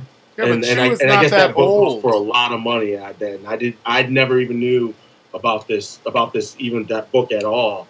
But like, why is it so expensive though? Chew is not an old book. I have no clue. I don't know why. It just goes for a lot of money, and he finds these things. He wheels and deals like it's literally like his side hustle. Like he knows what books are worth what and in what conditions and he lightweight grades books, like not officially, but like he knows, I guess, what CGC and stuff like that. He knows like what they look for when it comes to grading books. Well, I guess if you do it long enough, he's just a really good judge of that shit. And I mean, that's how he'll come in and he'll come in with like some first appearances of Wolverine to like sell so that he can pick up something else and make even more money off of that. Like, Jesus. The dude is that's what he does, man. It almost annoys the fuck out of me because I want to like come across stuff like that, but just for my own personal collection and try to find deals. But then you got cats like that are just swoop in under your nose and take it. Yeah. And you're just left assed out. Yeah, that's a lot. I don't have the patience. Yeah, if I buy like a graded comic, it's for like personal. I don't think I would sell it. Yeah, I mean, unless I was like fucked up in a bind. Yeah. I don't know. I've just stopped buying. I guess I buy old comics, but I don't buy new comics at all. Yeah. I don't buy new shit. Oh, did you guys hear? I told Strydent about it yesterday. But did you guys hear about Wolverine's new power? Oh yeah, he can heat his claws. Yeah. So like the lamest thing ever. Like, is he going to be able to like fire like energy like in the old Konami arcade game? I don't know. It's just stupid. It's like, I mean, and people always say shit like, Superman's OP. Like, really, do we need Wolverine needs another ability? He needs lightsaber claws now. It's stupid. Terrible. was the why are we giving like characters that have established powers new powers? Why is that a thing? And how did he get these powers? He just one day woke up. He came out of his statue shell, and he just had fucking heated claws now. Because it's convenient. That's how he dug his way out. The claws heated, and he melted his way out of adamantium. Yep. That is god awful. Yeah, it's just ridiculous. I need him for the winter, bub. Oh no, he's lighting his cigars. You heard of heated seats? I got heated claws. Yeah, that's as bad as I was telling Strydent about this yesterday. Too. Oh Lord, yeah. Batman and Catwoman get married. Oh no! But it's not Bruce Wayne and Selena Kyle. It's literally Batman and Catwoman. So, yeah. Yeah, it's like the latest issue is Batman has to pick a best man, and Dick Grayson is trying to exactly do what? No, he said, "What the fuck is going on?" I know. What is this, Archie? Exactly. Strydent was so bad, and because the whole time I was reading it, I was like, I wonder how he's going to react to this, because I know he's going to be pissed, and so I was laughing the entire time while I'm reading this, because I was like, this is really fucking dumb. Like, it is. At some point in the book, the Joker shows up wanting to be the best man. What? Because of their relationship and how their whole dynamic. Which is dumb. Yeah, I'm telling you. So like he takes a bunch of hostages at a church in order to draw Batman out, and he's threatening to kill him and shit. And then right when Batman kind of corners them, I guess at some point he asks him if he will be his best man, but then he detonates a bomb that knocks out the Batman, and I guess the issue ends. Oh boy! Yeah, I know, dude. It's so. Wow, see the problem. Batman of all time. To allow the Joker at your wedding. First of all, why would Batman ever need to get married? Ever? Or why would he? Why would it be if he did? He would cut his nuts off before he got married. No. Why? If he did, because you know how they've been softening him up over the last 10 years. If he does decide to get married, why is it a public event? Yeah. Like if Bruce Wayne decides to get married, I get that. But Batman.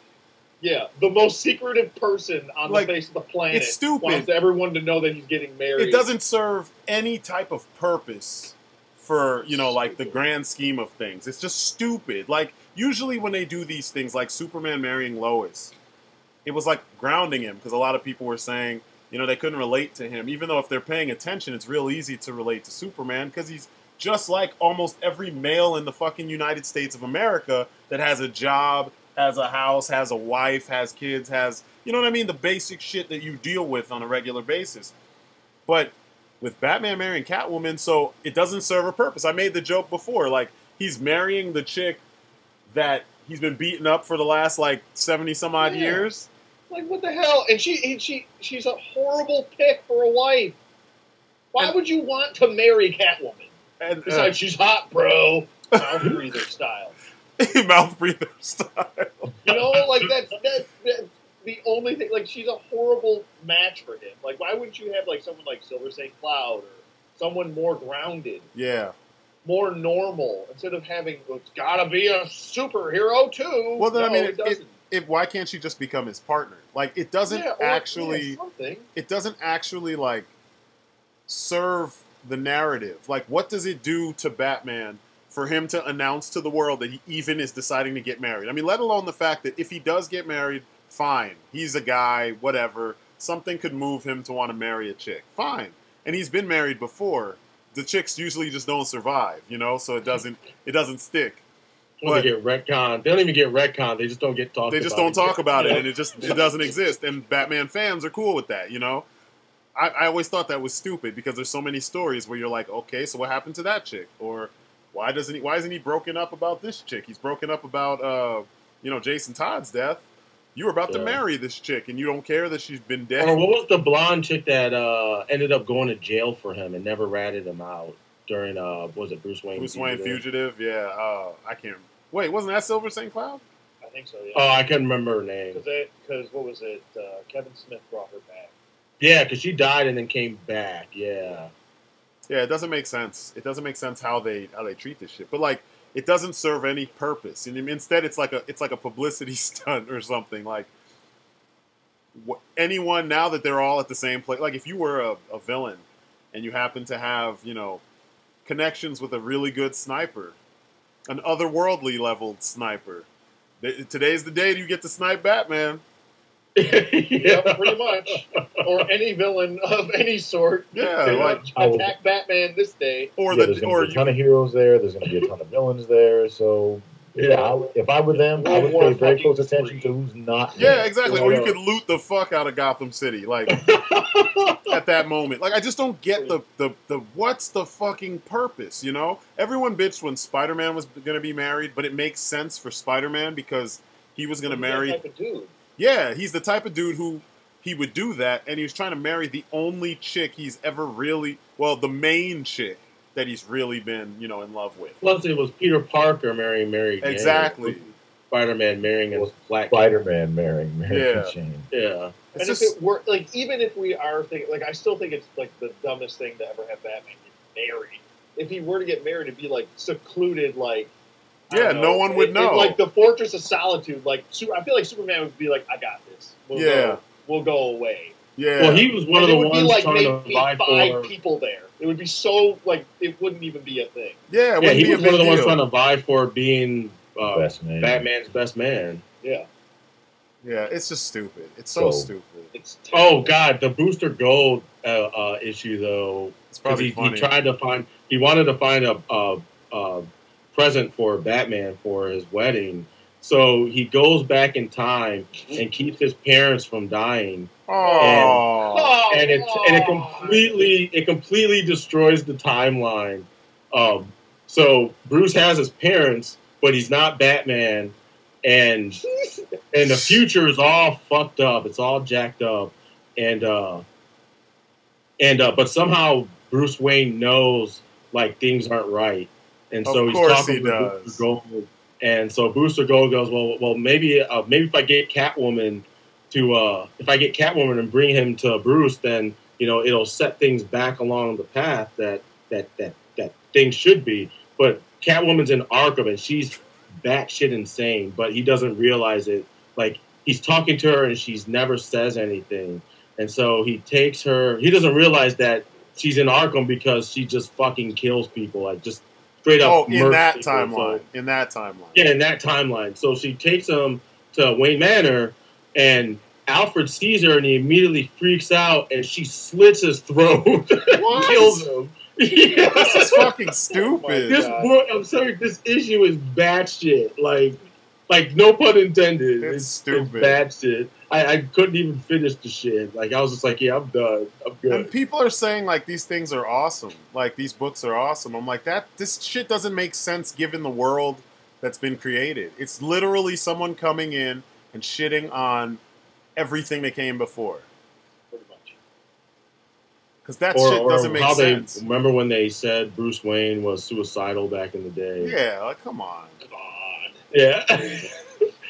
Like, and it didn't even make like a statement about people who go through like severe depression or anything like that. It was just they were trying to humanize them, and that's, I guess, the angle they wanted to go. That was the best thing they could come up with. I'm like, why insert that into his mythos when it was never there before? You never had any inkling that his character was like that. It was always his parents die. He's bummed out about it. But then he starts on that. Yeah, he starts on the path to becoming Batman because he doesn't want that happening again. So where the hell does suicide fit into that, or the feelings of suicide? When his determination, his will, his resolve begins right when his parents pass away. Yep. In that alley. So like, yeah, that doesn't make sense. It seems so out of character. It just seems like one of those issues where the writer's trying to put their own stamp on the Batman mythos and make it canon, so that when they're not writing it anymore, it's their mark. They've left their little mark on it, and it's dumb. It's that hipster mentality that all these cats have. Yep. I can enjoy it. Ironically, like some of the G.I. Joe writers. Oh nowadays. My god, terrible. I'm not Aubrey. I'm not even gonna keep going. I'm not even gonna. I'm leaving that shit alone. I'm not even gonna bother with my parents named me Aubrey. I'm changing that shit right away. I'm telling you right now. It's just weird, man. Like, that's where editorial should step in and say, like, these are things that such and such would never do. So you can't go in that direction, That's what you're there for. Editorial is there to make sure that, certain things don't happen with certain characters based on the personality and the world that was created for them to live in. You don't just come in and say, hey, guess what? I want to do this thing.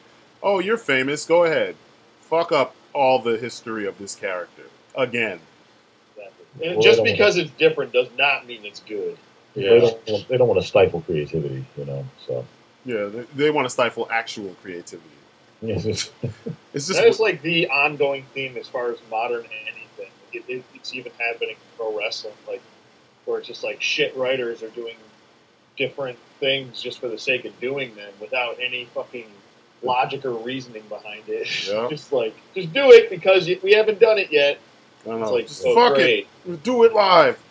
Fuck it, we're doing it live. Like, if you watch it when you were a kid, like, you know, like the 80s and early 90s, there wasn't a lot of actual writing. There was more like people would kind of give you like a guideline, and they said, all right, fine, you need to go out there and you need to say this, this, and this. Like literally, like whether it's talk about the next opponent you're going to face, when you're going to face them, all that. And everything else they threw in was filler. And that goes back to freaking Hogan, Savage, Warrior, all those guys. Yeah. All the good guys. And now the issue, and I guess what, for the last like maybe 10 or 15 years, they've had actual failed, in most cases, TV writers show up, and they're literally scripting every single word that comes out of these guys' mouths. Yeah. And I'm like, and that's why everything seems so just dull and lifeless, because you get these guys who like, they're not even portraying characters anymore. They just go out and they read the dialogue that was written for them. Mm-hmm. Exactly. They have no talent. They're not allowed to show their talent. It's like, like instead of a guy putting a personal spin on it, like taking his character, like, okay, fine, okay, you're a badass, or you're a friggin' like nut job, or you're like, you know, friggin' pompous, and like just being allowed to go with the character from that perspective. It's like, nope, here's your lines. Yeah, it's like Roman Reigns says, I'm the guy. Everyone's just a guy. Yeah. Or the guy. No one's a character. It's just, here comes this guy. Here comes, like, there's not even, like, I mean, I can get past, like, overly gimmicky type characters, but when it's just, like, everyone's just a dude, like, why the fuck do I care? I mean, granted, the in-ring product is way better now, but there's nothing behind. There's no backbone. No, I think some of it is, man. The in-ring product is still lacking in many ways. I mean, when you think about like those old fights, like between fucking Ric Flair and Ricky the Dragon Steamboat and shit like that. Yeah, like, but that's because it had a build. There's no build. No. I don't even mean. I'm not even talking about the dramatic portion. I'm just talking about the actual fights by themselves. Like, if you didn't know there was a long thing going on, you just look at what they did. It was like... Yeah, but no, athletically, no, not in the ring. They're not even, like... The old dudes could not do... No, they couldn't do the moves, but what I'm saying is, like they couldn't do the flashy shit. Like, today's flashy gymnastical type shit. Yeah, sure. Our old dudes couldn't do it. But what they did was they wrestled. They actually did shit that is based in wrestling, and it was technical, and sometimes it was complex, and sometimes just... the series of things that we're watching unfold is just like, fuck, how did you do that? And to find out that it's fake. You know, to find out like they were faking. So they, on a technical level, they're doing more complex shit. I mean, it's easy to do flips when you know gymnastics. That's nothing, you know? Yeah, but that's just different styles, though. That's kind of catch-as-catch-can meets Greco-Roman style. Like, Kurt Angle's Kurt Angle's like total package as far as I'm concerned, as far as the wrestling. Because he was the real deal, and he could do athletic stuff, like extremely athletic. He could do moonsaults off the top of a cage, like stuff that other people couldn't do. But not everyone could do that. So you got that was the best part. Like even in the WCW days, you had like your cruiserweights, which would open up the show, which was fantastic. Main reason why I even watched WCW. And then you had like your heavyweight guys that couldn't do that. Yeah, so you got to have that like flow where now it's like everyone's just kind of the same. That's the problem. Is that everyone is so the same and so gifted and so athletic and can do almost everything that it's bore fest. I think it's that they know that the crowd, these moves get the reaction from the crowd. So instead they're basing everything off the moves and not off the product in the ring. Yeah, it's like if I do a 450, everyone will be, oh wow. Yeah. But it's not a 5-star match. It's still a 2-star match. Just because you did a 450 doesn't make it a 5-star match. Yeah. Even going like, it was funny. Like I'm watching, like comparing the stuff now to like then. It's like now I like in a lot of like in-ring stuff to like literally watching a fighting game happen. Yeah. Where like you literally just like have a dude like hit like a ton of really high impact stuff, and then the other guy just gets up and hits him with a whole bunch of high impact stuff, and then at some point somebody just drops.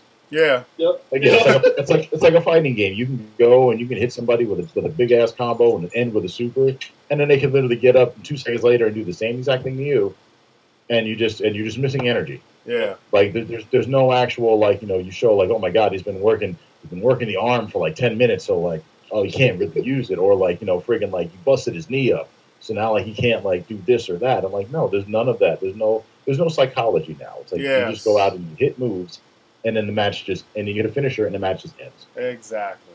It's like that's what I miss, like that type of like because even back then, like you said, dudes would match. The matches would start slow, like guys would work an arm at first, or like it felt more like a real fight. Yeah. Then eventually you get to like your bigger stuff, and then you build up to the finish. Now it's like I'm just throwing big stuff all the time. All the time. Yep. If everything is extreme, nothing is extreme, and that's what today's problem is. On top of the terrible writing and the terrible lack of characters and the terrible presentation, and like it's just they're not trying as hard as they used to give us like the full package. Just to wrap it back around, because the guys in charge creatively now didn't have an appreciation for what the original product. Yep. Exactly. And I'm like, and that's that, and then Vince McMahon's way out of touch. So. That's like you can't. Wrestling's not going to get out from under that until but not until he's dead. and it's a lot of it's like with comics too. Like you said, that hipster mentality of like, well, people used to like this. Well, that's dumb. Like if it's dumb, why are you doing this? Yeah. Exactly. What was it about this medium? That what was it about comics? What is it about like television, wrestling, whatever, that originally got you interested in it? Yeah. To the point where you wanted to actually work within that industry. Yep. Like, I don't understand how you can have such contempt for something, but it's keeping your fucking lights on. Yeah, I agree. Like, well, I just want to write for television. Well, then go write for television. See what happens. Oh, wait, you can't write for television because you suck. Exactly. So go do something else. It's what I want. And we're back to that again because, I want what I want. I'm like, well, that's fine. Clearly, you can't have it. Otherwise, you would get every job that you ever applied for, simply because you applied for it. Yeah. But that's what they want. Well, I know it's what you want, but, like the great can't I have it, Dad? Like the great philosopher Jagger once said, you can't always get what you want. But he was wrong. My mom told me that I could have everything. I know, right? It's like, can implies possibility. Yeah, exactly. But I want it. I know. And that's I gotta put it on the pan voice. I'm like, I know you do. I know, right? But you're not going to be the best at everything. It's okay here. I know, right? Man, the fuck up. Shut up. We'll go get ice cream. It's okay. Oh my god. If you're really jacked up, you take your dice in, you slap it on the ground. Like I said, you can't always get what you want. You don't want that. Brown. Man, I threw it on the ground. I'm not a part of this system. I'm an adult. I don't need your handout.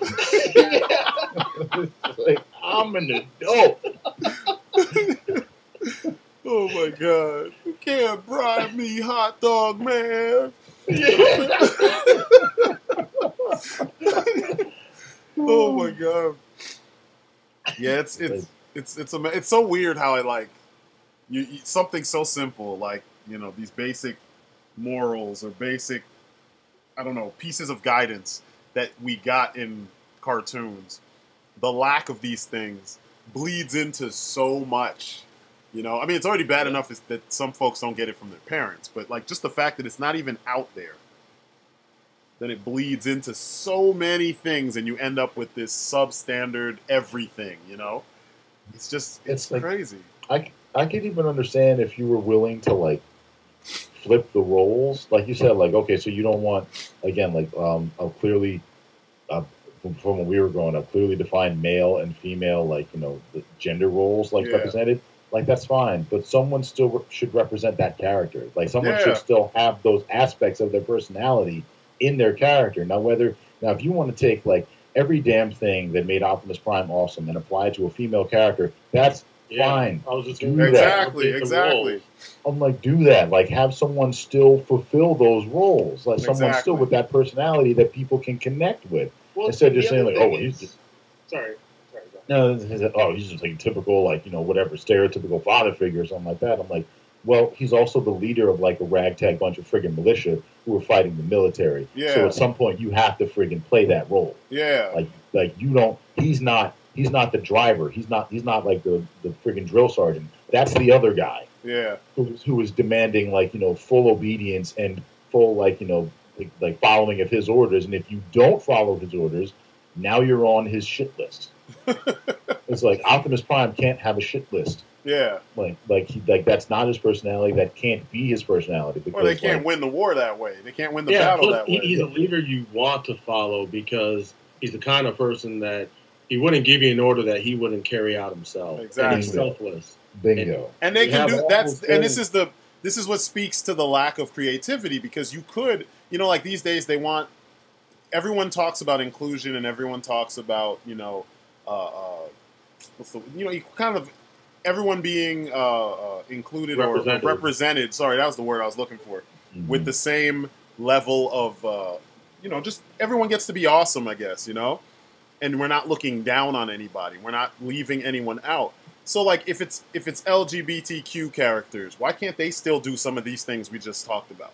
Why does it have to be only in the specific arena, of these social things that they get to have the shine? Make them the leader. Make one of those characters the leader of a team of folks fighting back against something. Make them have the leadership qualities that, anybody who's going to be a leader is going to need. So kids get to see that shit. You know what I mean? Like, if that's the goal. Because I remember, like, someone brought up, like, with Steven Universe, a lot of that show is about, trying to break down the generic gender roles and whatnot. They're trying to switch up and include everybody. But they're doing it in such a hipster kind of way that it doesn't really help. I mean, it helps to say that they exist. That's it. It doesn't really help to say, okay, you learn all these things from whatever. And I know some jack off is going to be like, if you watch I'm not going to watch Steven Universe. I watched a couple episodes and I got it. It was like that same kind of safe, kind of comedic, kind of got a little bit of action type of thing. And it's not for me. You know what I mean? That clearly is for a different audience, and I am not that audience. I know, we're already woke. yeah, exactly. And you know what? And see what we say when we don't like something, people? It's not for us. Yeah. Not that it needs to go away. Not that this thing needs to not exist. Although we definitely said that about Thundercats War, because yes. Yeah. But like, no, if there's an audience for a thing, then fine, let them have it. Yep. It's just strange, though. You could easily just include a little bit of everybody and give them those roles. Give them those qualities, I guess I should say. And you would get the effect that I'm talking about. The thing that's lacking right now, you would get it. But nobody's having the balls to actually try that. Everybody's doing this safe bullshit where, like ODC said, it's just nonsense all the fucking time. But the characters that are, taking part in the nonsense happen to be from all walks of life and shit. So it's like, hey, inclusion, representation, even though it's not necessarily, like, good representation. You know what I mean? Like, you're not really saying anything with that representation. It's that, and it's like, what was it? When they, like, what you were saying before, like, have a gay, lesbian leader. It's like they can't even think of, like, the new character. They just take, like, an old character and make him gay, woman, and then make him a lesbian. They're like... Yeah, that's their thing. That's like their default. It's like, oh, well, now Cyclops is gay and he's a woman. It's like, why? Yeah. Inclusion. Yeah. No. And it's like there's a right and a wrong way to do it. And it's like, we're stuck. These creators are stuck doing it the wrong way, but they get praised for it, so nothing ever fucking changes. And it's like, a lot of these fans have this, like, apologetic kind of perspective on these things. Like, at least they're doing it. Or, you know what I mean? Like, years ago, we didn't have this. Yeah, but, like, is it good, though? Like, because if it's bad, I don't want it. Yeah, just because you had it doesn't mean it's a good version of it. Yeah, like, or it's lazy because they'll pick, like, in terms of, like, X-Men, like, they made Bobby Drake gay, and it's like, well, you could come up with a brand new character to that is already established, that's their lifestyle choice or whatever, and then you could spend time developing that character, building them up, making them a mainstay and a headlining individual in all these teen books and whatever. Well, or you take the shortcut and you pick a character that's already part of the roster, but isn't one of the top like 3 fan favorites, because you know if you do that with one of them, you're going to upset the entire populace, and you choose the one that you can kind of do it and get away with, and it just happened to be Iceman. Yeah.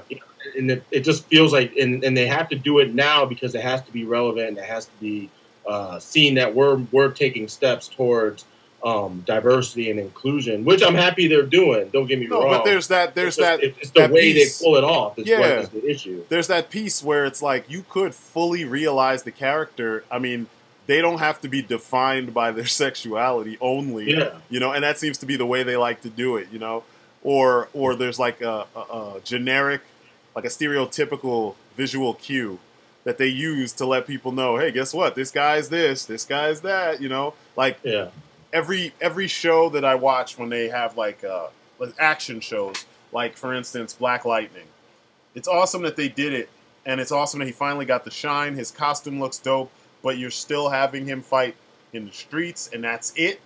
This motherfucker shoots lightning out of his body, and you're having him fight street thugs all day long. Jump started Superman's heart. Yeah, and he's fighting street thugs. That's it.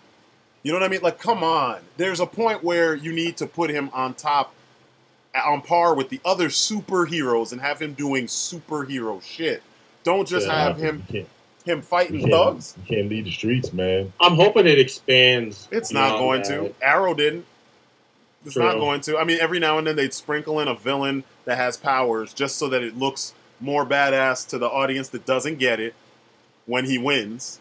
You know what I mean? Like, hey, we got Mirakuru. So if you can beat Mirakuru, then, you know, whatever. It's just like, get the fuck out of here, man. Like, how about you give him, like, follow all the things that they were part of the journey of this character in the comics, expand on those stories, and then get up to a point. I mean, I know it'll probably be expensive, and in the end, that's probably why they keep everything so super grounded in reality. But in reality, that's not what we read Green Arrow for. That's not what we read Black Lightning for. Yes, it's cool that he's black, but if we're being fair, unlike the rest of the world, comic book fans and cartoon fans, we were never held back by the race of the character.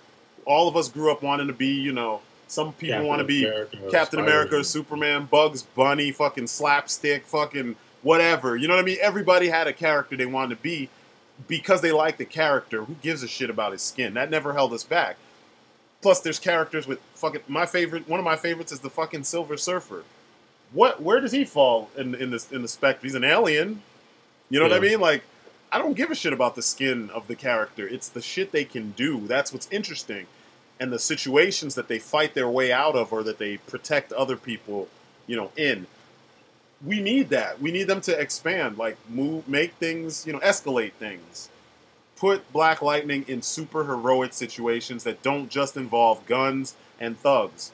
You know what I mean? Because at the end of in the street. Yeah, in the streets.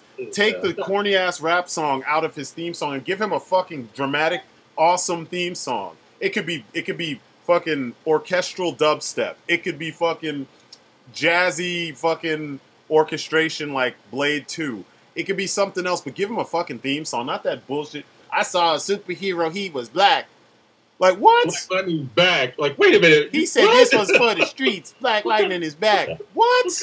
What kind of couplet is that? Are you kidding me? So, like, the dramatic moment happens and he's about to fight the big bad, and that plays? Like, I thought superheroes, like, from what I remember from everybody else, including the white ones, the Asian ones, the whatever, they get dramatic themes, right? Where's Black Lightning's dramatic theme? What the fuck? You know, Arrow gets one. He's African American. He has to like rap. Yeah, because you know the people watching don't necessarily. A lot of the new audience doesn't get all these things. The job of the people running these shows is to introduce them to all this stuff and make them like it for this character. You know, you could have rap in the show. I'm not saying rap is like bad by itself. No, I dig rap. I dig hip hop.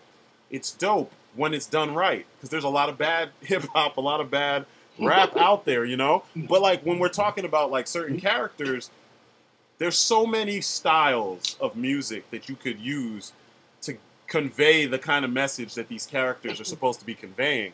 You don't have to just default because he's brown, and brown people will probably watch. You default to fucking a corny ass, modern sounding rap track for his theme. It's terrible. And well, it doesn't even. I don't know. It doesn't. I don't.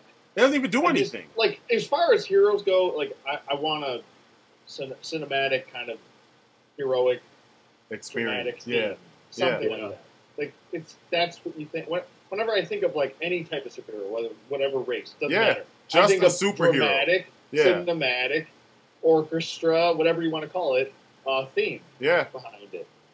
Yeah. Something universal that you can use. Yeah. You know?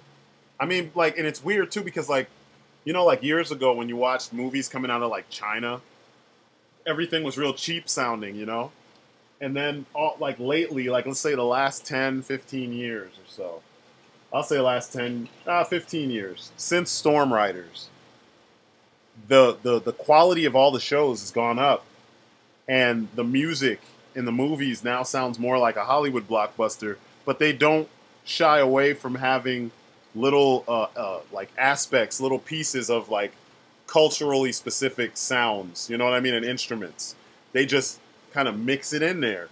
So it's coming from China. If you know the instruments and you know your music, this as soon as you hear it, you'll be like, that's Wong Fei Hong's theme. You know what I mean? Or that's, this is a old opera theme that they modified and added all these other elements to it. But I know that sound, And you can do that with these other guys too, When you look at like Black Panther, people bitched and moaned about wanting a black crew to do everything and black actors and the guy who did the music was white, and he went in directions that none of the all black music crew has ever thought about doing with black superheroes or would have even known to do.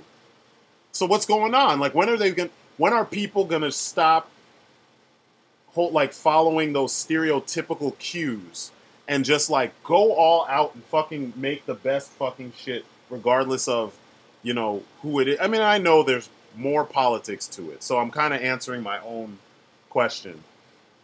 Because there's, producers and people behind the scenes that say, we can only do this because the data says we should do this. You know what I mean? And we can't do this because the test screenings and the blah, blah, blah, and the focus groups say this. So I get it. But when are they going to just be like, fuck that, let's make a good-ass product and give it to people and and see what happens. Yeah, because if more of that happens, you get more quality shit. And like, I'm almost how do I put this? So like they're redoing She-Ra, right? And I'm almost positive that a lot of the things that I'm saying right now, some of it will be in that show because a lot of those people have worked on other, cartoons that kind of broke the mold. They didn't necessarily follow the stereotypical way everything was done because a lot of the folks running the show are female, but they also love action cinema. So they tried to put elements from action cinema that are usually absent from any female-driven anything unless it's like Wonder Woman or somebody. They're trying to bring that stuff back in. So when they worked on like Korra, they tried to add all that cool shit in. When they, worked on, anything else, because there's not really that much with female-led characters, But anything else, they always added that extra little piece where you're like, damn, that was actually kind of dope. It didn't feel like they were limited, like some of these other, writers, directors, teams, whatever, seem to be when they stick to the generic tropes and shit and don't get past that. But I don't know. It would be nice to see them push farther than they normally do. I mean, you see, even a lot of games are starting to fall into that too, with all the what I call the hoorah nonsense, where it's military for the sake of military, and it's boring because you're not showing us anything new. You're not even researching how things are done, so we're just getting a real blah version of how these things are done, when in real life it's much more interesting. They're not even like amping up the concept. It's like what I always complained about when I see a lot of G.I. Joe stuff. It's like You essentially just change the name of the United States Army or Special Forces to G.I. Joe. And then you give us a book, and I'm supposed to be like, yay, this is amazing because it's military. And it's like, when I was playing with the toys, none of this shit was what made it awesome. It was all the stuff that's not typically military that made it awesome. And seeing all the different, forces work together, like guys from all these different arms of the military working together with their various specialties and training, and then they're fighting an outlandish terrorist organization. That shit was awesome. But when you read some of these books, it just plays out like a generic war story, Like you're not seeing the creativity to how you use all these abilities. Then you go and you watch Fast and Furious now, and it feels like better G.I. Joe than G.I. Joe. And it's like, how do these folks get it, but no one is saying, hey, let's have them make the next G.I. Joe film. Instead, we keep giving them the shit to other people. Or like the fucking... Did you see the trailer for Bumblebee? Yeah. What the fuck? I was like, how does this look... Why did it take this long for someone to say, let's just make him a fucking Volkswagen? Pay Volkswagen whatever they ask. It's not like they didn't make $1 billion off the first Transformers movie. Pay them whatever the fuck they ask. It's not going to be $1 billion. Pay them. Get the fucking Volkswagen in the movie. And they had one, and then they completely shat on it in the first movie. You remember that shit? Like... Yeah, they passed it up. They walked right past it and went to the Camaro. Man, that Camaro's so ugly. But what they I hate the new Camaro. I've always hated it. But the new trailer looks dope. The design looks dope. Starscream actually looks cool. I was surprised. I was like, wow, they actually said, let's bulk him up, still have all the things moving around, but cover it up by the body of the fucking vehicle. That's the point. That's literally how the toys worked. Yeah, it's like their armor. Exactly. And it just, I don't know. And the fact that he's kind of squat, he's not ginormous, and he's got the faceplate that actually looks like a bug, so you get where the name came from. It's like doubly so, he's a Volkswagen bug, and now he's got the fucking beetle looking, the bee face. I don't know, it's just strange to me. Like, why did it take so many tries for Bay and his people to fail? I mean, they made their money, but they failed at giving us the product that we asked for. And then whoever it is working on this new one, I need to look it up. Already visually, they've got my attention. They've got a lot of people's attention because we've been tired of what Michael Bay and them have been doing for years. Well, as long as it's not human focused, that's what it needs. That's what Transformers needs. It needs to get away from the human focus. Yep. And just focus on the fucking Transformers, which is called Transformers, not humans and Transformers. Yeah. Exactly. And I feel like it's gonna be the same piece of shit wrapped in a new wrapping. You think so? I mean, I don't want it to be, but I mean, they've broken me. Like, I don't. Oh no, I feel you. I have no expectations for this being good at all. Even though the new designs look closer to like what they should have been in the first place. Yep. Just judging from the trailer and stuff, and there's so much. I mean, you see a lot of like Bumblebee's in a lot of the shots, but I still feel like it's gonna go back to this. Maybe they're trying to correct all the mistakes they made with the female lead in the last Transformer movie, because she really didn't add anything to me, at least. No, she didn't. No, from being objective, she didn't do shit. I mean, she was hot. Her and the other hot librarian chick that's supposed to be smart. That you're supposed to follow. Well, they're just like the typical hot chick. That's it. Yeah. That's all the role that they're supposed to fill. Oh, which was weird because that girl is young, and I'm like, I don't want to look at her as a sex object, or as somebody who's sexy. Like she's supposed to be outside playing games with her friends or something. Like, I don't want to look at her like that. And they had shots of her like running in slow motion, and I'm just like, ugh, like this is disturbing. Yeah, it doesn't feel right. That's not what I need to see when I come to a Transformers movie. Yeah. Yeah, I don't need to see Transformers named Nitro Zeus and other shit. Like, you love that shit. You love it. You know you love that shit. so painful, man. Nitro Zeus. What the serious fuck? I was like, what? I remember when I heard it, I had to go back like, wait a second. Did he say Nitro Zeus? You not only heard it, and it was written across the screen too. It was written across the screen. Oh god! I couldn't believe that. Oh my god, that is what they said. Yeah, I couldn't believe it. You saw it here first, folks. Huh? Oh man, I'm like, and the sad part is, it's like, even if you wanted to just pull off like lazy character design, I'm like, the Decepticons have a ton of gestalts. They have a ton of crews that turn into bigger robots. Exactly. Now, maybe you don't want to use that trick all the time, but you probably could use it 2 or 3 times where people got bored. Exactly. Or you could have had them. You could have had the team and just not make them transform into their combined form until just use that crew. It's like, then all the names have a similar theme. It explains why you didn't see these 5 or 6, usually 5, beforehand.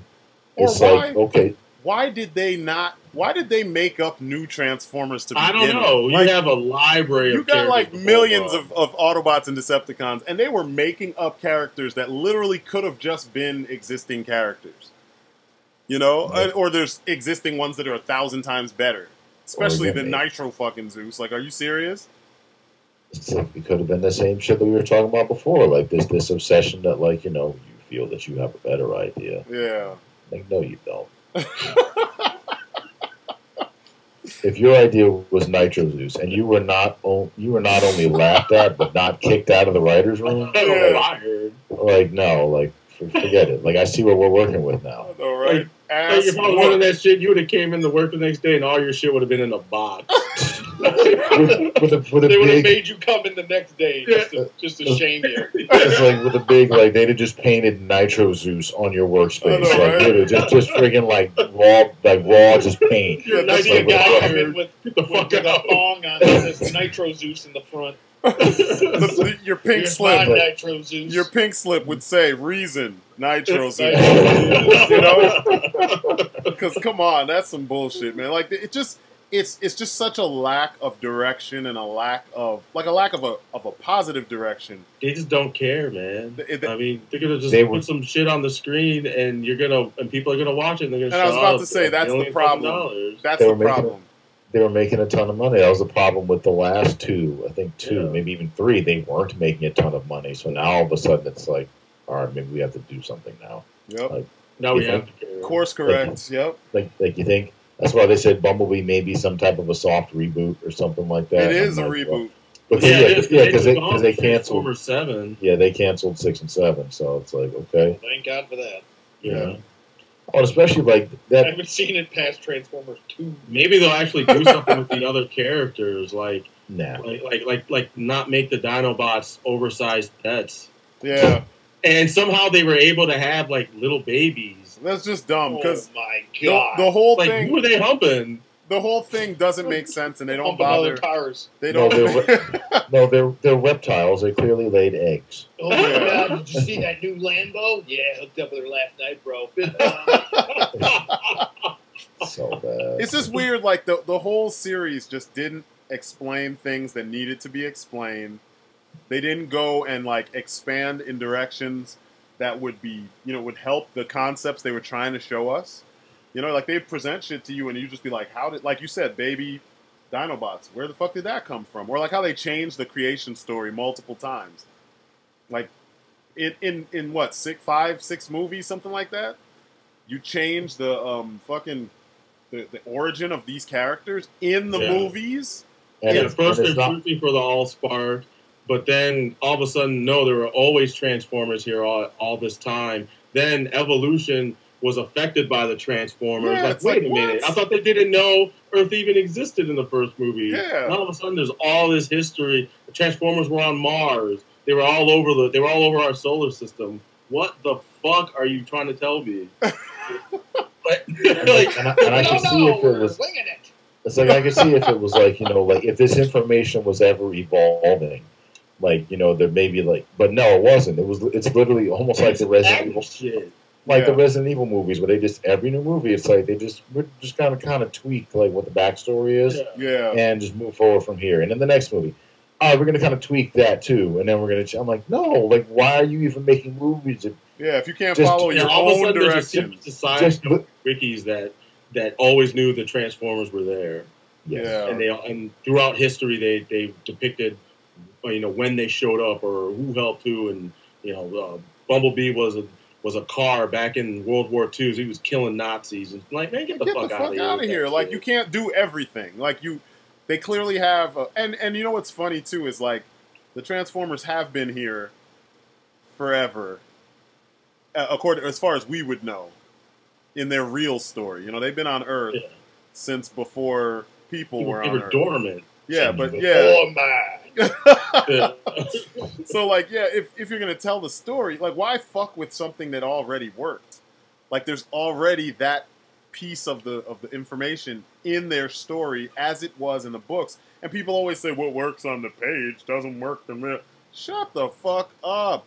Look how many things we're past that point. Yeah, like, look how many things that somebody said that and fucked it up, but there was already a better explanation in the fucking original, concept.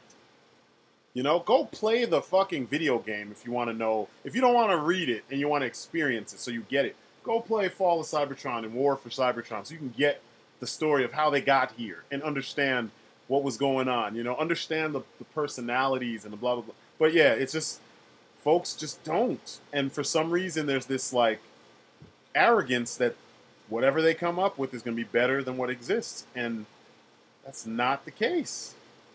It's almost never the case. That's the proper word for it, too. It's just plain arrogance. It's like there's a reason why this property has perpetuated for decades. Yeah. I wouldn't just dismiss that out of hand. Now, if you were going to say, like, maybe a character has, like, a quirk that didn't make sense, fine. Yeah. That's a critique that is well within your ability to make when you have the property in your care. But, like, to say that all of the things that made it what it is, you could just do better just automatically. What the fuck? Why not just make your own thing then? That's everyone will forget. Everyone will make the Transmorphers, the Transformers. Make a GoBots movie. Make a GoBots movie and put all your ideas in there. You know what I mean? Like, you don't need to. You don't even need to touch the IP. I mean, I don't know. It's just it seems backwards as far as thought process goes, because too often they change shit. I mean, look what they did with the Ninja Turtles. Like, how do you get confused with something as weird and as straightforward and storied as the Ninja Turtles?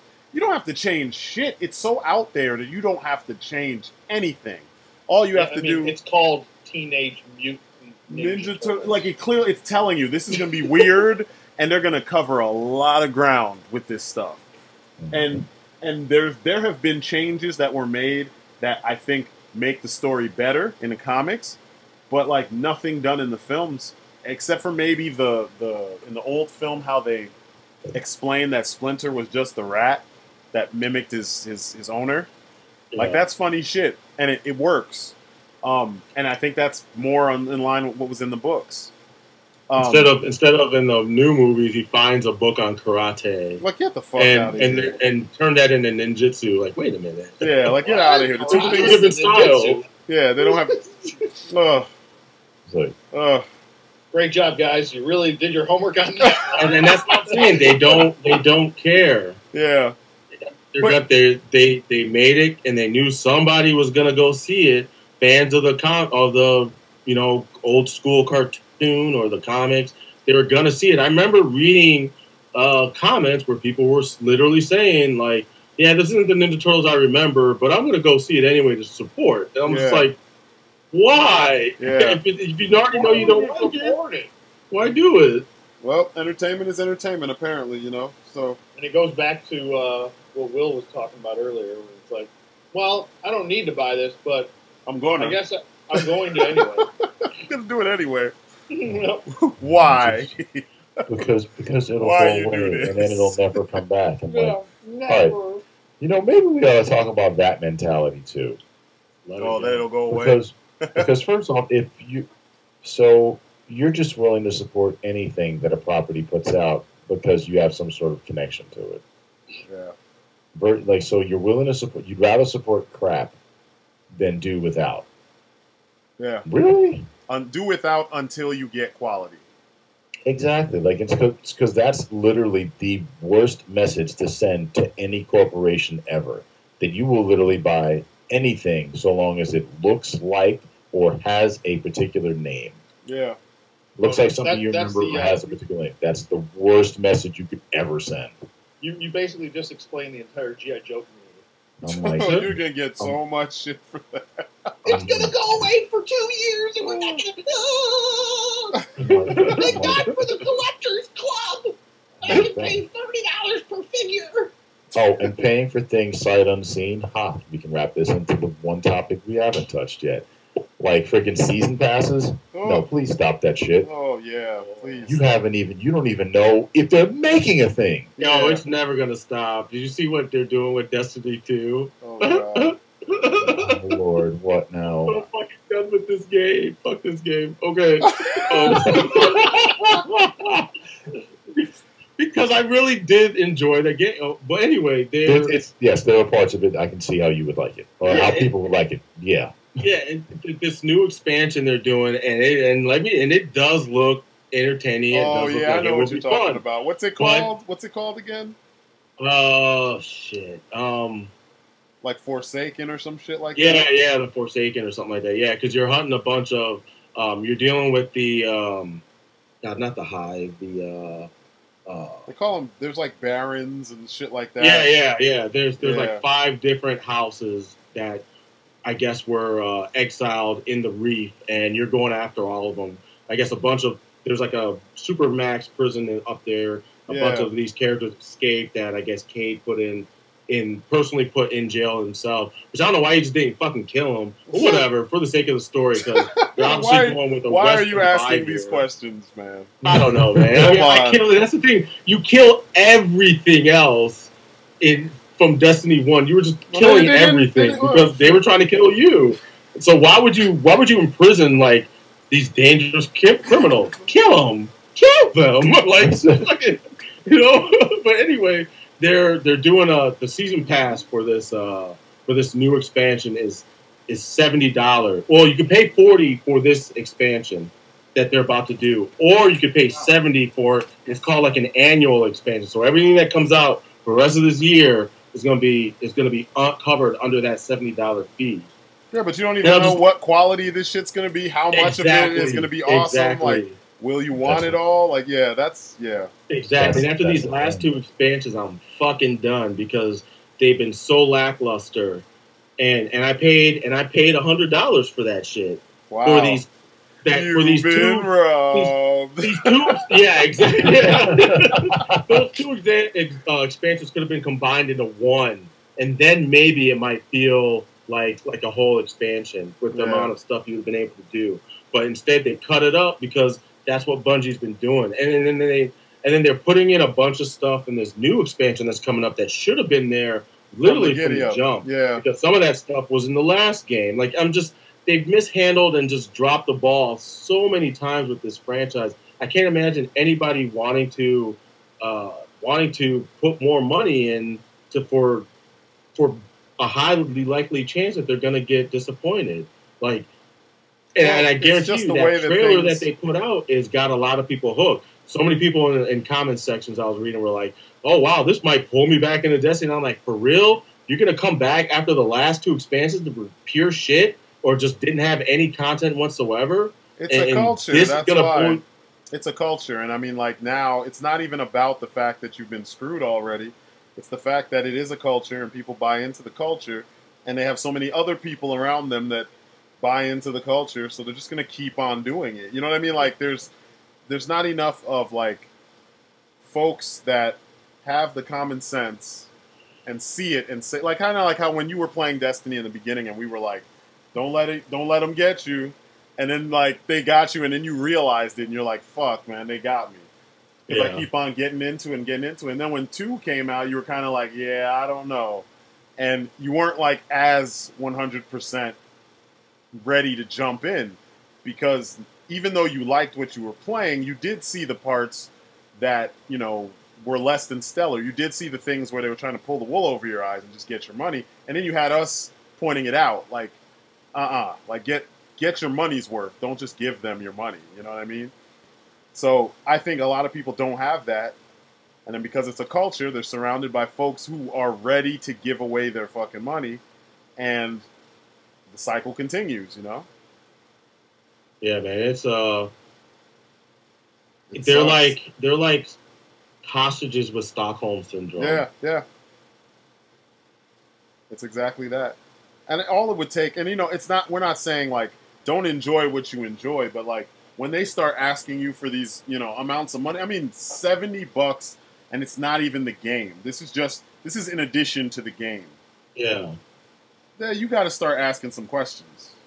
You know what I mean? Like, okay, wait a second. Like, what do I get? Like, is there anything physical? What happens if my system gets fucked up? Will I be able to, continue with it? How much of it will stay on my, in my account?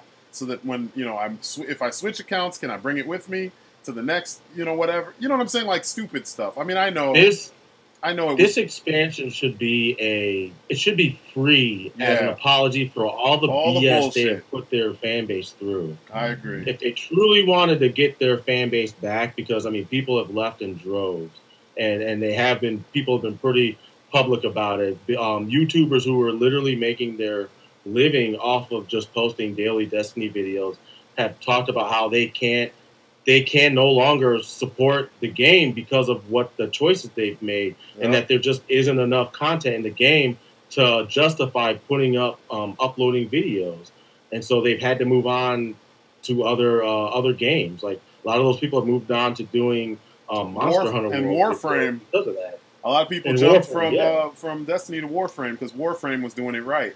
So it's one of those things. It's just a lot of people have to have the willingness to admit that there's something wrong and then make the change. But a lot of folks don't, because there's that like mob mentality, that group think when it comes to games and like our entertainment in general. There's a term for it, but I forgot the term. And if it helps to package it a different way, don't look at it as the thing that you are in is wrong, or the thing that you're going to move on from is bad. Look at it as there's something better. Yeah, you could find something there. Better. Yeah. Don't put any value on the thing you're leaving. Put more value on the thing you're going to. So that helps you kind of wrap your mind around it, instead of like going, because it's like, wait, so you tell me I like wasted all my time with this game? Like, no, you gave it a shot and it wasn't what you wanted. Yeah. But this other thing may be what you want. Yeah. Or just don't buy it. It's not going to go anywhere, and wait for the improved product to come out. Yeah. If I do go back, or if I do end up getting that expansion, I'm waiting until it's on a very good sale. Yeah. Like, there's no way I'm paying $70 for all that crap. I agree. For something that should have had done right from the get go, based on everything you learned from the last game that you did wrong. It's literally, you're literally getting Destiny 1 all over again, and with all the same mistakes repeated, and same improvements put back in that you should have had from the get go, from the time they originally, when they put out the new game. You should have had all those quality of life, all these bugs, and all these just problems with the UI that or incorporating their story. Like, they still refuse to incorporate the story that they built and put it actually into the game. Yeah. But once again, like I said, culture. When they build a culture around certain things, and people get used to that, then they no longer even make effort to change any of that stuff because it's already accepted. But you still have people complaining about those things. Yeah, but they're not. You still have people complaining about vault space, or about, why isn't the Grimoire in the game? Why don't we have matchmaking? Why isn't matchmaking better in the game? Why do I have to go to an offline site or an online site to find people to do raids or to do team activities with? Yeah. All that stuff should have been in the game. You have other games that incorporate these things in there, so it's not like it's never been done before. Yeah, I agree. You can play The Witcher 3, and every time you find something that has to do with the story, there's a section in the menu that you can go back. You can go over some of those sound clips or those scenes or whatever. Why isn't that in the game? Yeah. you talk about this insane epic space opera that you've created, and you can't go back and reread any of that. You can't go back and look at some of the areas in the game or on the maps where you found little tidbits of lore or little explanations for things, and you can't go back and review those things to talk about or to figure out the story. And it's because there is no story. Like the grimoire that they came up with in the first game, it would do stuff like kind of like with Lost, like the TV show Lost, where they would ask you, they tell you something, and then they might explain something else that was a question in a previous grimoire entry, but then they'll leave you with new questions, and it's all in an attempt to build up a story that's full of depth, but there actually is no depth because they actually don't know the answers to these questions that they're posing, and that's what happened with Lost. That's what happened with the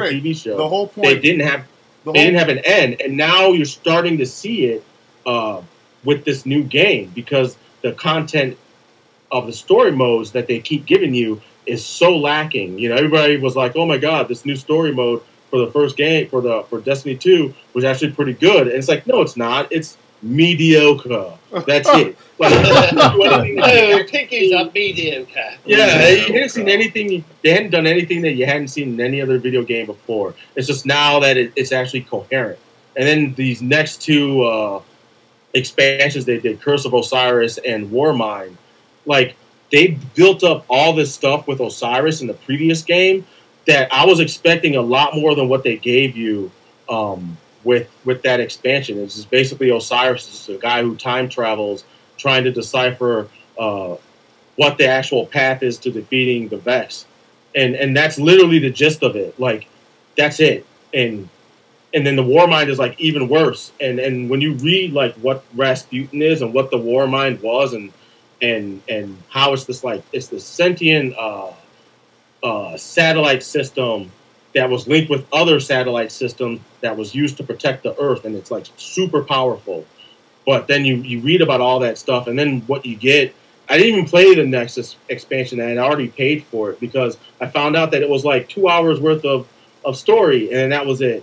And it doesn't even answer any questions. It doesn't give you any kind of closure. It does nothing. Like somebody was like, "Yeah, man, prepare to be disappointed." And I was like, "Oh well, fuck that. I'm not playing it then," because that was one of the things that kept me hooked on this game was this world that they built and the designs and stuff. Like it's all wasted because there's really nothing there. It's fucking vapid. Well, the point of it is not to really tell you a story. The point is to string you along with the promise of the end of this story. You know, the promise of like you experiencing all this shit that they're not going to let you experience. Because, you know, they said this was supposed to be a 10-year game. Plan, yeah. So, you know, it was always about getting your money. They were never trying to give you a full product, like a quality, full-on product. So it's just, I don't know, it's one of those things, you know. If only they had a different, more creative approach to doing this, then, you know, it would have been better. You would have gotten more for your money. And Bungie just I think they got approved, or they got some new multi-million-dollar IP that they're going to be developing next. On top of what they're doing with Destiny. So I mean I don't know, man. They've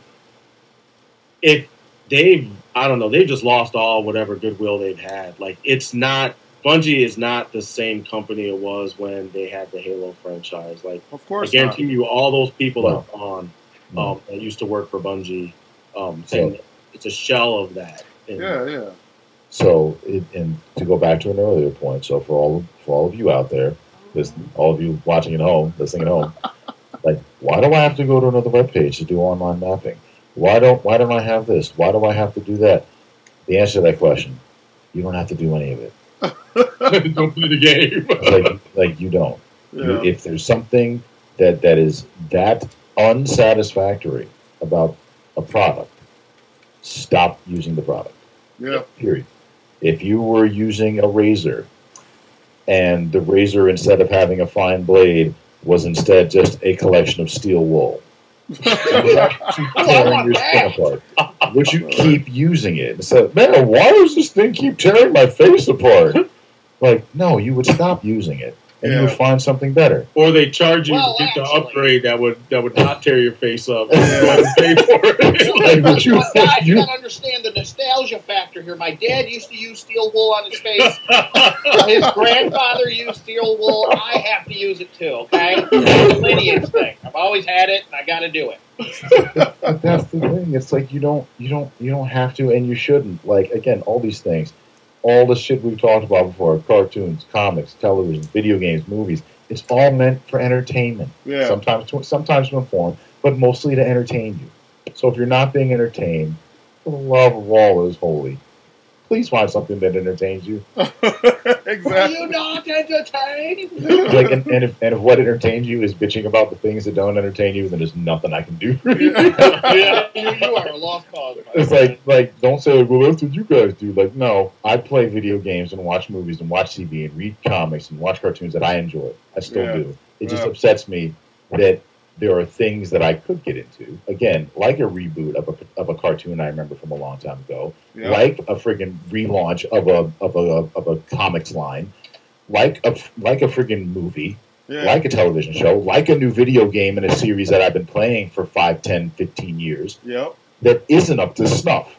And why is that? Because somebody got it in their mind that what worked before won't for work some anymore. magical reason doesn't work now. Yet it was still worthy. Why? Never any fucking reason. There's never a reason. It's like, no, well, we can't do this now because things are different. Yeah. And why are we speaking for children? What children like? It's like they're guessing.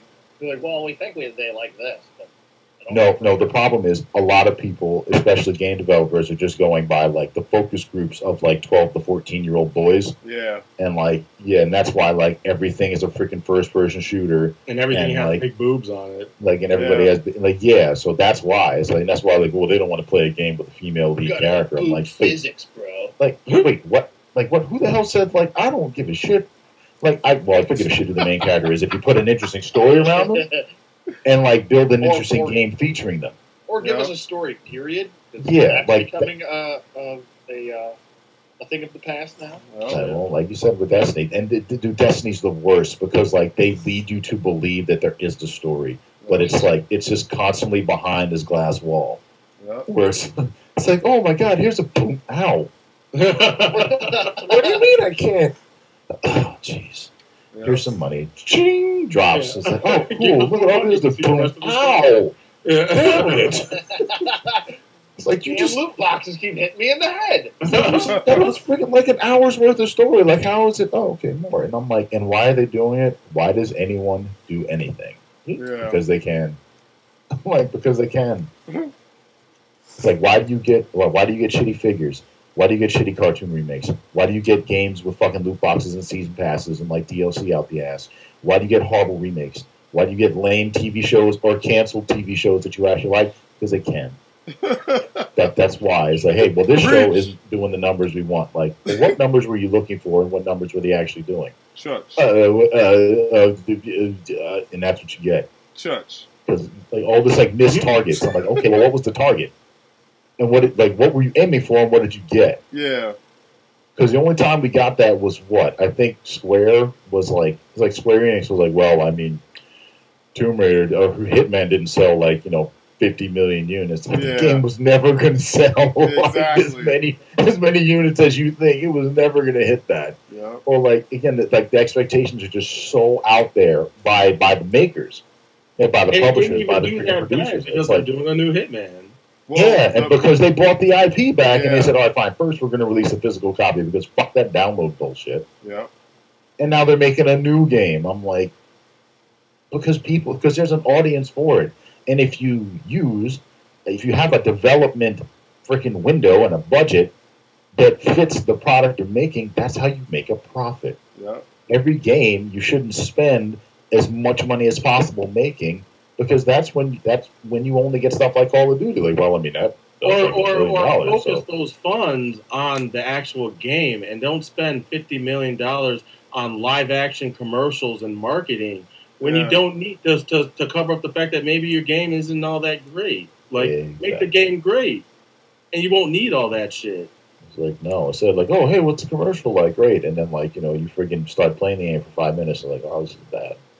Like, if you think about, like, the new God of War, everybody's raving about how great it is. I haven't yet to play it, but I am going to play it at some point. But I didn't see them doing all kinds of crazy marketing for that game. Yeah. No, they had a basic commercial where they used freaking what's the name? They used clips from the game. Yeah. And not even like, you know, you figure like, oh, God of War, they'll come up with some great big, like, you know, epic CG thing and or live actor. And no, they didn't go that route. They went the very subdued route and just said like, hey, here's the game, new God of War, clips of like some really cool stuff that happens in game. And then they just hit you with the title and that's like they used to do. I mean, that used to be how games were marketed. It was like, look, we made cool shit. Look at it. Do you want to play it? Here's the system it's on. This is when it comes out. Buy it. You know what I mean? That's it. This is how much it costs. Buy it. I mean, they made it illegal in Europe. Yeah, for you to sell the game with the cutscene. Use footage of a game, like use like the CG or like the friggin' FMV basic footage of a game to sell the game. You know, like things that friggin' Blizzard has been doing for the last 15 years. Yep. Well, they will show you like, oh, look at the friggin' intro movie for this game. Isn't it great? Like the gameplay looks nothing like that. Exactly. Like, but it's all you see. The commercials for or the trailers for like League of Legends and shit look so epic, and then you play the game and it's like, whoa, whoa, whoa. What the fuck? Not to speak to like again, if you enjoy playing that game, boom, more power to you. Cool. No, but this is an objective. This is an objective. There's huge tournaments for it. Like that's fine, but it's like you you're shaping expectations with this ad. That's what I'm saying. And those expectations are not being met. Where they tried to make it look like it was in game, but it was the whole scene was scripted. Oh yeah. They're gonna have some issues like pumping this, hyping this next one because there's no freaking there's no campaign this time around. Wow. Same thing with Call of Duty. Yeah, so they're going to have to, I guess they'll be playing an awful lot of multiplayer to be able to piece together, 30 seconds of, cool-looking stuff. Yeah. Got it. And I was like, well, then don't buy Black Ops 4 then. Yeah. And the thing, if they were worried about, okay, first off, they shouldn't be worried about, the type of story they were telling because all their stories were not only, fucking batshit insane, but kind of dumb too. Yeah. Except for Black Ops 1 and 2. I was kind of into those. Yeah. It's like, just pick a point in history, do the Resistance Fall of Man thing. Pick a point in history, and then just go off in some direction from there. Yeah. Go 2004 or something like that, somewhere in the war on terror that we're still in, and just say, some really odd stuff starts to happen.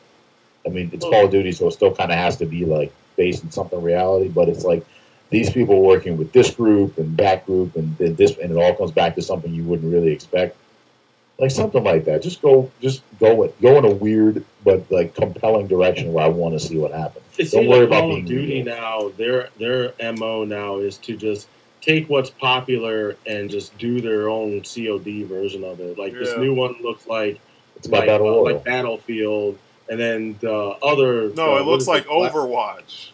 No, that one looks like Overwatch. I'm talking about the one that's taking place in World War II. Oh, yeah. Oh, yeah. It looks like Battlefield. Battlefield 1. Yeah. And then the new one looks like, and the other one, the Black Ops or whatever it is, looks like Overwatch. And the fact that they had Blizzard helping them work on it, it looks like they're gearing up for it to be an esports thing. A hero so shooter. That they could get in on that esports scene as well.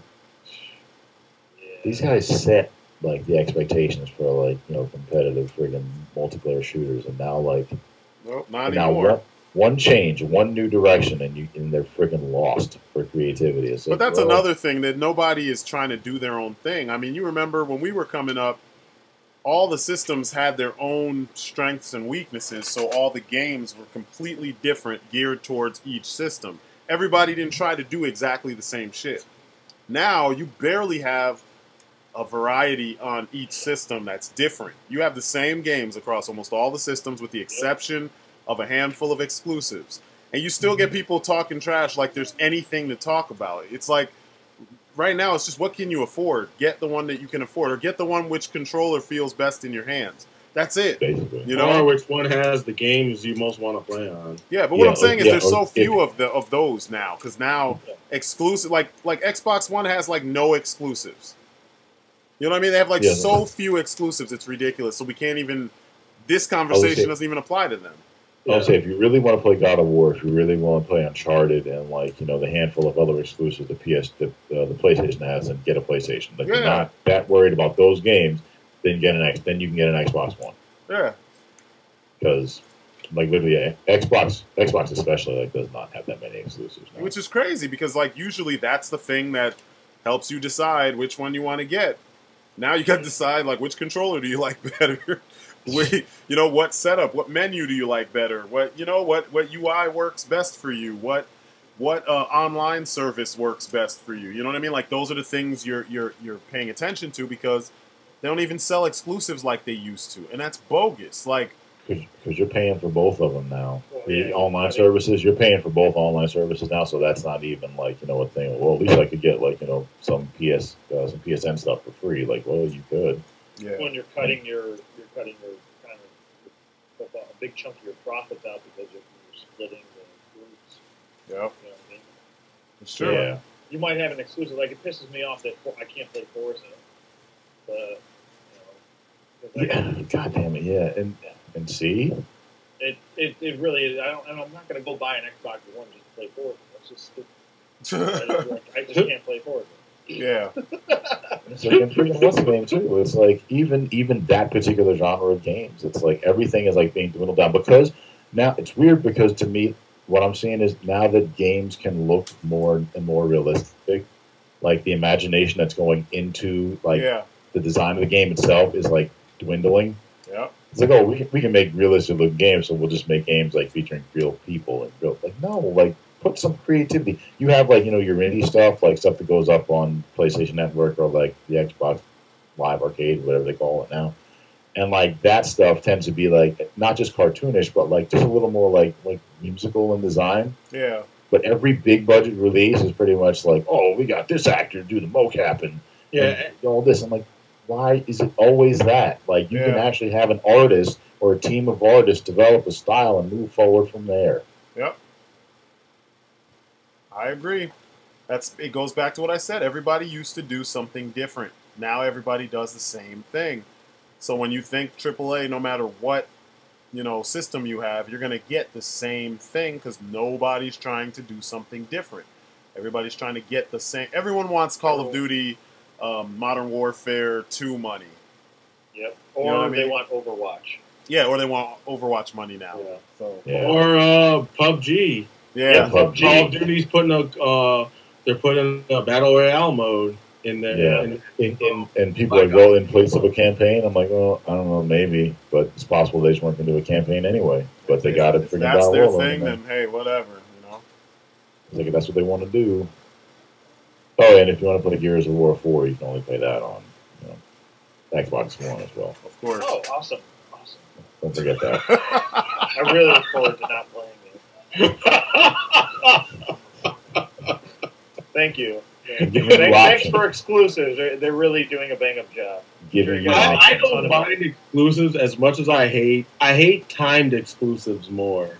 Yeah, those. Well, you can I think that is dumb. Like, and I've even been on the good side of that with like Destiny. Like, if you're an Xbox player and you were playing the Destiny games, you got royally screwed by Bungie because some of the stuff took like over a year to come out that was exclusive on the PS4. Certain weapons, certain stages, certain strikes. Some of that stuff you had to wait on, and especially with the first game, because there were certain guns that you had to wait on, and by the time you got them, they had been nerfed into like uselessness. So you finally got access to this thing that you can't really use because the meta's already changed, and they're no longer going to be viable in the playing field because there's something else that's better than that. Yeah, that kind of thing is dumb. I don't know. I get it if a company put most of the money for the development costs and they want a little something extra, to get people to buy the game on their system to recoup some of that money back, but I don't think that's the way to do it, man. Well, I think they need to do something else. If you're gonna do exclusives, have them be like temporary exclusives, and then down the line release those games on the other platforms too. I feel like it's completely unfair to never ever be able to play that game if you don't have that console.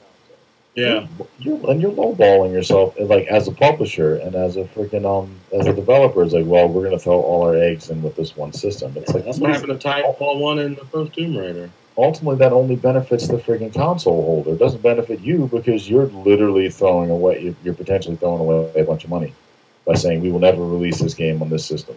It's like you'd have to give me a ton of money to commit to that. Oh yeah, because they're losing money. It's like, yeah, they almost, however you look at it, like they're losing money. Like developers and publishers are losing money by doing an exclusive deal. Yeah, like, a Rockstar game will never be exclusive now. No, ever. And so most of the Sony stuff that comes out that's exclusive is like stuff that's developed in house. Yeah, like it's developed by a Sony studio because that just makes a ton of sense now, doesn't it? But, I don't even want to buy the new Red Dead now. Wow, Rise of the Tomb Raider is exclusive too? The first one was. Well, Red Dead will be on. No, Rise is the new one. Wait, no, I'm sorry. Rise was the first one. Yeah. No, the new. I don't want to buy the new Red Dead because of the way they're doing their exclusive shit. There's like three different. There's three different online downloads or whatever. You have your standard, your second one, and then your big dong collector's edition, and each one has different stuff for the game, like different DLC and perks and stuff. And I'm just like, man, I don't want to have to pay $100 to get all this shit. Like, it should just be there in the game, and then eventually I unlock it. Agent O, I don't know if you did that purposefully, but I like that. I think we ought to start calling them collector's addictions. Oh, yes. Yeah. I don't know if you did that purposely, but I like the new collector's addiction. I like the sound of that. Because that's what they're counting on, man. It's like, look, man, everyone's gonna buy this like old plastic shit we got from China for like friggin' 75 cents, and like they're gonna pay fucking like $40 for it. It's gonna be amazing. Oh my god, I laughed when they had the Marvel vs. Capcom Infinite Collector's Edition, and those people fucking got gems. it, and it was garbage. Uh-huh. It was hot garbage. I was like, that's what you guys get. You shouldn't be buying that bullshit. That shit that costs like $20 to make, and you're paying $100 for it. It's ridiculous. Don't do it to yourself. And the collector's edition for the GameStop collector's edition for Red Dead, like there's a red bandana handkerchief. That's one of the things you get. I'm like, you can literally go to the store and pay like $2 for that, and you're that's giant fabrics and make one. Yeah, it's the shit that, man, I couldn't believe they included that. I mean, people must be laughing when they put some of this shit together, the stuff that they put in there. Like, they must be cracking up that they're like, oh my god, somebody's going to pay $200 for this? Like, let's just see what else we can put in there. I just don't get it. I don't. And you always see the collector's editions like a month or two later being sold on eBay. Yeah. When I worked, forget that. When I worked at not even like, I'm not even trying to like one up what you're saying, but when I worked at GameStop, there were like collector's editions that people paid for and never picked up. Or like, I remember like the Grand Theft Auto 4 and because I know I'm dating my time at GameStop because it was like 2000. I think I quit in 2012 or 13. But we had Dante's Inferno collector's editions, Arkham City and Arkham Knight collector's edition. Giant batarang. Yeah, just sitting there. People brought all that shit back the week after they beat the game. So like, what's the fucking point then? Why don't you just buy the game? Yeah. What? Why would you bring the whole thing? So it's not, exactly, like there's a percentage of people who want the swag, but you're literally paying for the game and the overpriced swag. Like, why not just buy the game and stop buying these collector's editions? Is it just a brag that you got the collector's edition at Possibly. that point? Man, it comes with a deck of playing cards. Come on. Yeah. Oh, man. You can't get those anywhere, dude. I'm like, and It's so exclusive. I can't wait to get it. I just pulled this up on Polygon, and the best part of this article is the subline under the damn title. It's like, yeah, the collector's box does include the game. Because that was a new thing. Thank God for that. Well, because that was a new thing since, what was that, Assassin's Creed Origins or something like that? Yes. What's that? Sterling talked about that, yes. It's like there were a couple versions that didn't even have the game. Same thing with, was it Watch Dogs? Yeah, the sequel to Watch Dogs. There were versions of the like collector's editions that had all this extra shit but didn't have the game, and then there was a version that had the game that was the most expensive. Oh, I mean, there was like the basic where you just get the game, and then there was like the, you know, all face, neck, and chest version that had everything. You know what I mean? Like, I'm like, wow, people actually bought it.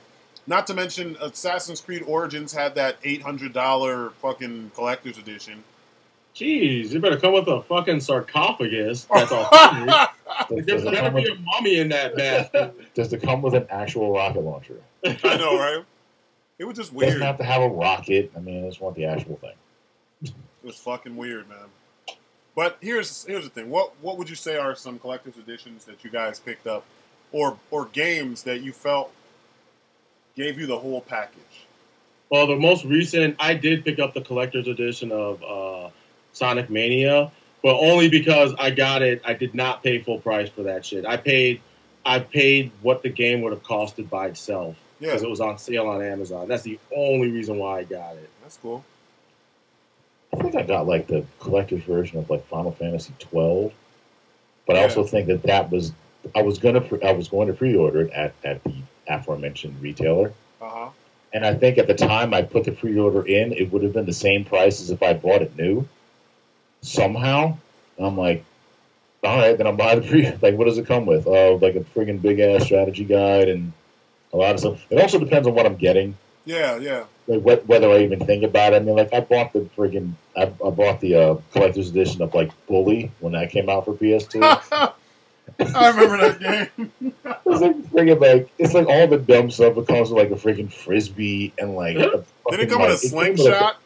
Came with a slingshot and like a damn dodgeball. I'm like, okay, that's funny. For like an extra $10 or something, like that's fine. So I got that. I regret nothing. Yeah, back then the collector's editions didn't go overboard. I mean, I think the most expensive one I can think of for a regular console was Modern Warfare when they had the goggles. Yeah, I was just gonna say that. Yeah, I was gonna say that's what I think started it too. Like possibly Modern Warfare 2 was like, or even maybe the first one where it was like, it was extra, and that was when they started to approach like, you know, the $100 mark and start to break that threshold. And I'm like, I'm not paying $180 for a freaking remote control car. Sorry. Like, nope. What about you, ODC? What was one you picked up? Never. I'm lucky I buy a game. Yeah. I never really did collector's editions, but I was lucky since I worked at GameStop. There were a lot of things that like we just had left over, and before they threw them out, I just keep the piece. And the only times I was interested in collector's editions was when they came with an art book. So I got tons of art books just because they sat around for too long. I did get the Uncharted 2 collector's edition. I got, you know what I did get? I think I got that too. I might have gotten that one of those too. One of the Uncharted, I have the collector's edition. It came with the Nathan Drake statue, the belt buckle that he wears in the game. Oh, nope. And it was in this box. It was in like this box. And also, the game was in the skill book too. Oh, okay. And I did get the Infamous 2 collector's edition. So my Rainbow Six Vegas 2. I got that too. Now that I did get. It came with like a blue controller. Yeah.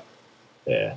That's a collector's edition, but I got it used, so I didn't even pay full price for that.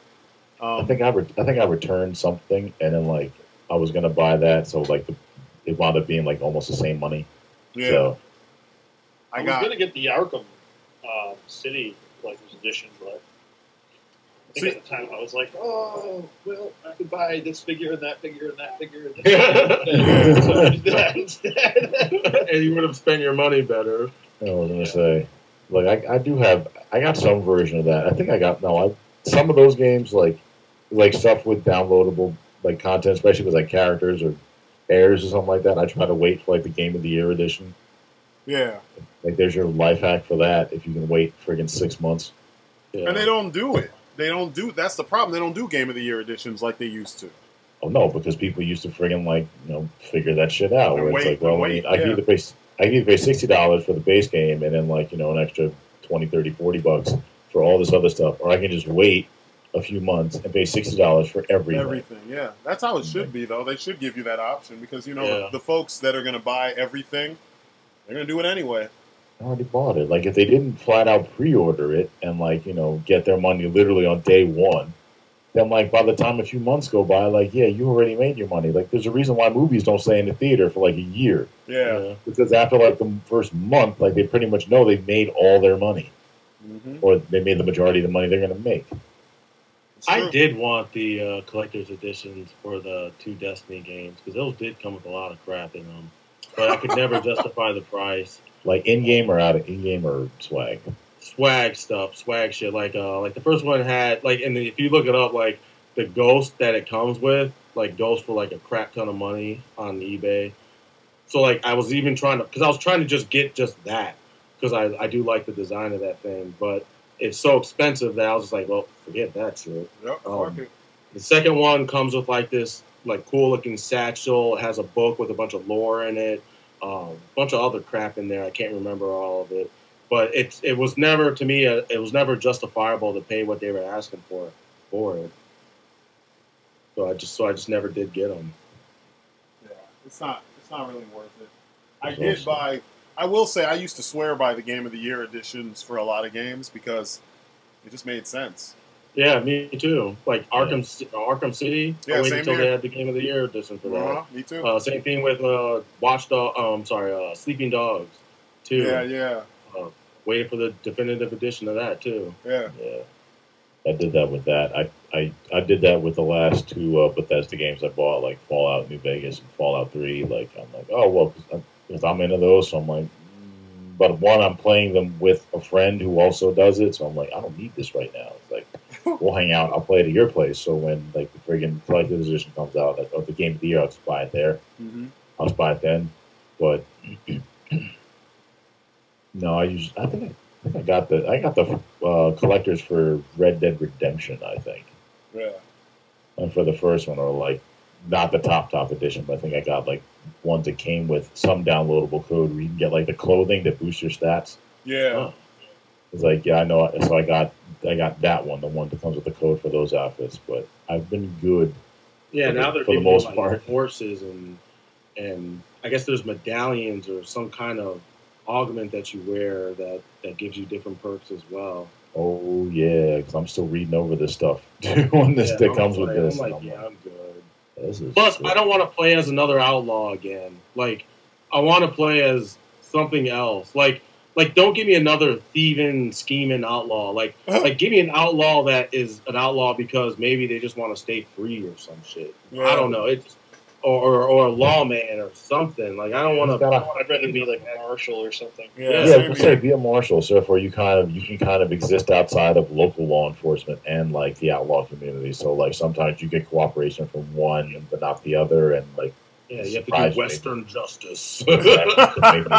maybe sometimes the local sheriff isn't like willing to work with you, and like that could be a friggin' like nice. Or they're corrupt, and you got to bring them to justice. Something, man. Yeah. So change the pace. Foul ass people that they were like Marston. His only saving grace was that he wanted to get away from that. He just wanted to be with his family. So like that made him not as much not as bad as a character as the other people you were actually hunting down that his character used to roll with from the previous game. But this, it just seems like it was just no good. No good. Just no good. Like there was no redeeming any of these people, and if there is one that seems like But it seems like that's like Rockstar's thing, though. Yeah, I was gonna say ever since Grand Theft Auto, man. Yeah, they've had friggin' it's always been that side, and maybe some part of it is trying to see, they're trying to portray like the side of, well, there's some honor like among thieves. I'm like, there kind of isn't, and you can tell that because in how many Rockstar games do you wind up killing the people you used to work for? Exactly. You always do. Like all of them. So at least Saints Row has that up on them. You don't kill all your friends, you know? Yeah, you get more often than not, like you work with, especially in 2, like you collect your team like during some of those missions or like in the beginning. You're like, oh fine, we need a crew. And then you go after all these people. It's like, again, you're still bad people. They make no bones about that. Yeah. But you're funny. You're a puckish rogue. You're a fun-loving group of scalawags, you know? I always felt like if they do another Grand Theft Auto, which they are going to do, because it's just they're still making money off of this one. So do you see the money they're making off GTA 5 online? It's like friggin' Elder Scrolls Online with Bethesda. They don't need to make another single. They're gonna go with that forever. It's gonna keep going. You can just see it. It's just keep going. All the role play community, they love using GTA. Yeah, that's one of the things you get with this new Red Dead. You get GTA 5 money, like $500,000 for your GTA 5 game. Oh, the shark You're getting cards? money for you're getting money for another game. Oh, for the previous game. That's part genius. Of the DLC. That is genius. That's what has me worried. Like not only that, but like if they continue with the multiplayer element like they had in the last Red Dead game, what are they going to use? What are they going to do in order to keep people paying like they've been paying for GTA 5? Part of me wants to kind of just like not be as critical of that. Say, oh well, you know, it's celebrating, I guess, like brand loyalty. But I'm like, no, there's a shady side to that too. Yeah, because I mean, everything they've done in GTA 5 online is geared towards getting you to want to buy those shark cards. Like they've taken all the fun out of playing that online aspect of the game because everything has become such a grind. Even though they do offer like weekends or brief periods where you'll get double money points, but if the money was so sparse to begin with, and everything that you want to buy is like in the multi-million-dollar range, and then the ways that they gave you to generate money take way too long. Like everything, like it takes all the fun out of what made the game interesting in the first place. Like it was actually more fun when people were hacking the game and people were just giving money and it was just total chaos. Because like everybody was running around in tanks because now you could afford to buy a tank because you had people hacking the game and just giving away money. So it felt like how GTA Online should feel, where you know you're just rolling down the street and all of a sudden here comes tanks and you got to put up or shut up and people come flying by on jets trying to do strafing runs and shit like sometimes I was like nope. Yeah, sometimes I would sit in my apartment, in the high-rise apartment. I would just look down at the street and just look at all the chaos that was happening. Because that in and of itself was entertaining, and it was just like this actually made it fun. It made it worth logging into the game, and then you could team up with people and do some of the online missions and stuff like that. Yeah. But then when they started cracking down on all that, it took all the fun out of it, and I was fuck it, I'm done, man. I can't go back to it. I mean, like, how long were we playing? Yeah. Friggin', like, how long were we playing Red Dead Redemption online though? Like, we popped in there every so often, and it was kind of sparse. But in the beginning, it was terrible. They do ride-by, drive-bys, and just in the beginning, just keep on going. In the beginning, when we first played Red Dead, you would spawn in and someone would kill you, and that was annoying. It was annoying. It was like someone was. I think it was a run by fruiting. It was so annoying, man. You'd be ready to play. You're waiting. You know, you pick your character, and before you even get like 100% in the game, somebody already sniped you. I'm like, what the fuck, man? Like, can I actually play, please? Nope. Apparently not. because somebody else is playing too. It would be dope if they had closed servers, so you could have your own server. Oh, they do in GTA 5. They do. Yeah. You can make your own server, but yeah, not in the new for one. consoles though. It'd be nice if they. Or like just let you be able to have private games. I mean, you can. Yeah, no, that's what I'm saying. You can have a private lobby. Yeah. In no. GTA I'm talking 5. about in Red Dead. Oh, remember you can do the posse thing, and you can posse up and play that way, and then you can just decide how many people you want in your posse, and that way no one else could jump in. But in the new one, they may have that just because it's. I mean, would make it sense. It is a thing that they should do. Yeah. But yeah, man, this was a very random series of conversations. Like we kind of ran the gamut. We've done this before, but like we kind of jumped all over the place. So I guess there'll be a lot for people to unpack. You know, a lot for people to jump in the comments and discuss if they feel like it. You know, we'll call this episode whatever, the Millennial Edition. The Millennial. I can do it better.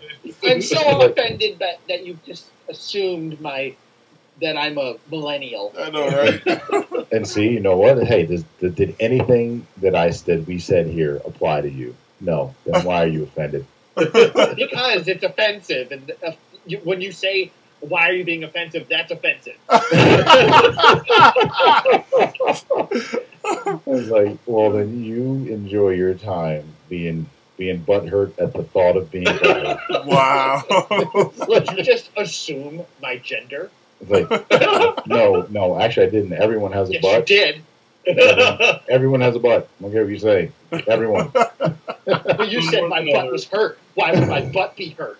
And this is literally the kind of arguments that happen online. Somehow and hurt it? Oh my god. That is what's wrong. Like the internet, it's kind of one of those places where it's like just because you have the ability to speak does not mean you have something to say. Well, no, you can't tell people. You know, mouth works best when used with brain. Like, you know, it's strange, but that is literally how it is. You know, folks, they just want to fight with you just to fight. I don't. I used to, but I don't anymore. Sometimes it's fun to argue. Well, I used to. My goal was to throw so much factual information at people that they couldn't argue anymore. And you saw it work a lot. Yeah. But the amount of time that it takes to do this started getting tiresome for me. So I'm just like, fuck it. If you're that dumb, you're just that dumb. I'm not going to educate you. It's like, obviously you don't want to learn. So I'm just going to let you do your thing the way you want to do your thing, you know? I say can't save everybody. Yeah, you can't save them all. So it's just one of those things. I gave up on constantly doing it. I mean, like, we'll throw in these little nuggets here and there, like we're doing in these videos where we talk about random shit. But I'm not gonna go, you know, out of my way to explain everything. Come on. But yeah, I really got bored with doing that stuff. It's too much. Too much. But I think that's it. I mean, we've been through a lot. We went through a whole bunch. But maybe we should do. I'm going to be doing some movie stuff soon. And I will be jumping back into G.I. Joe stuff. I think we're in what month? It's still June, right? Yeah. So yeah, in July, I'm gonna do some soon. I'm actually working on a Joe video right now. I'm also working on some True Heroes stuff. And in July, though, I have, because we're doing that Cobra Convergence month, we're doing some Cobra related videos. So yeah, those will be out soon. I'm actually almost done with that too. So I'm trying to be on top of stuff that I can schedule ahead of time, you know, so that I don't have to wait so long. Or fans, people who are waiting for that kind of thing, you don't have to wait so long. But look at you planning ahead. Trying to, you know, it might not work, but the goal is to plan ahead. But yeah, that's pretty much it for me. Yeah, I gotta get my shit together. I mean, stuff happens, so you know. It's been life busy. comes at you fast.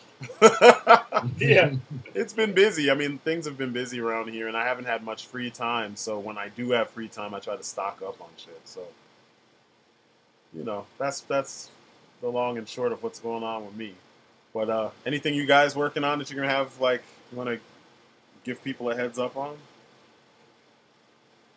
I'm just waiting for that Iron Man figure to drop for figure arts. So I plan on getting that. So I'm waiting for that Iron Man figure to drop for figure arts. So I plan on getting that. And then there's the Sentinel Mospita figure. I shot the images for that. I just haven't done the review for it.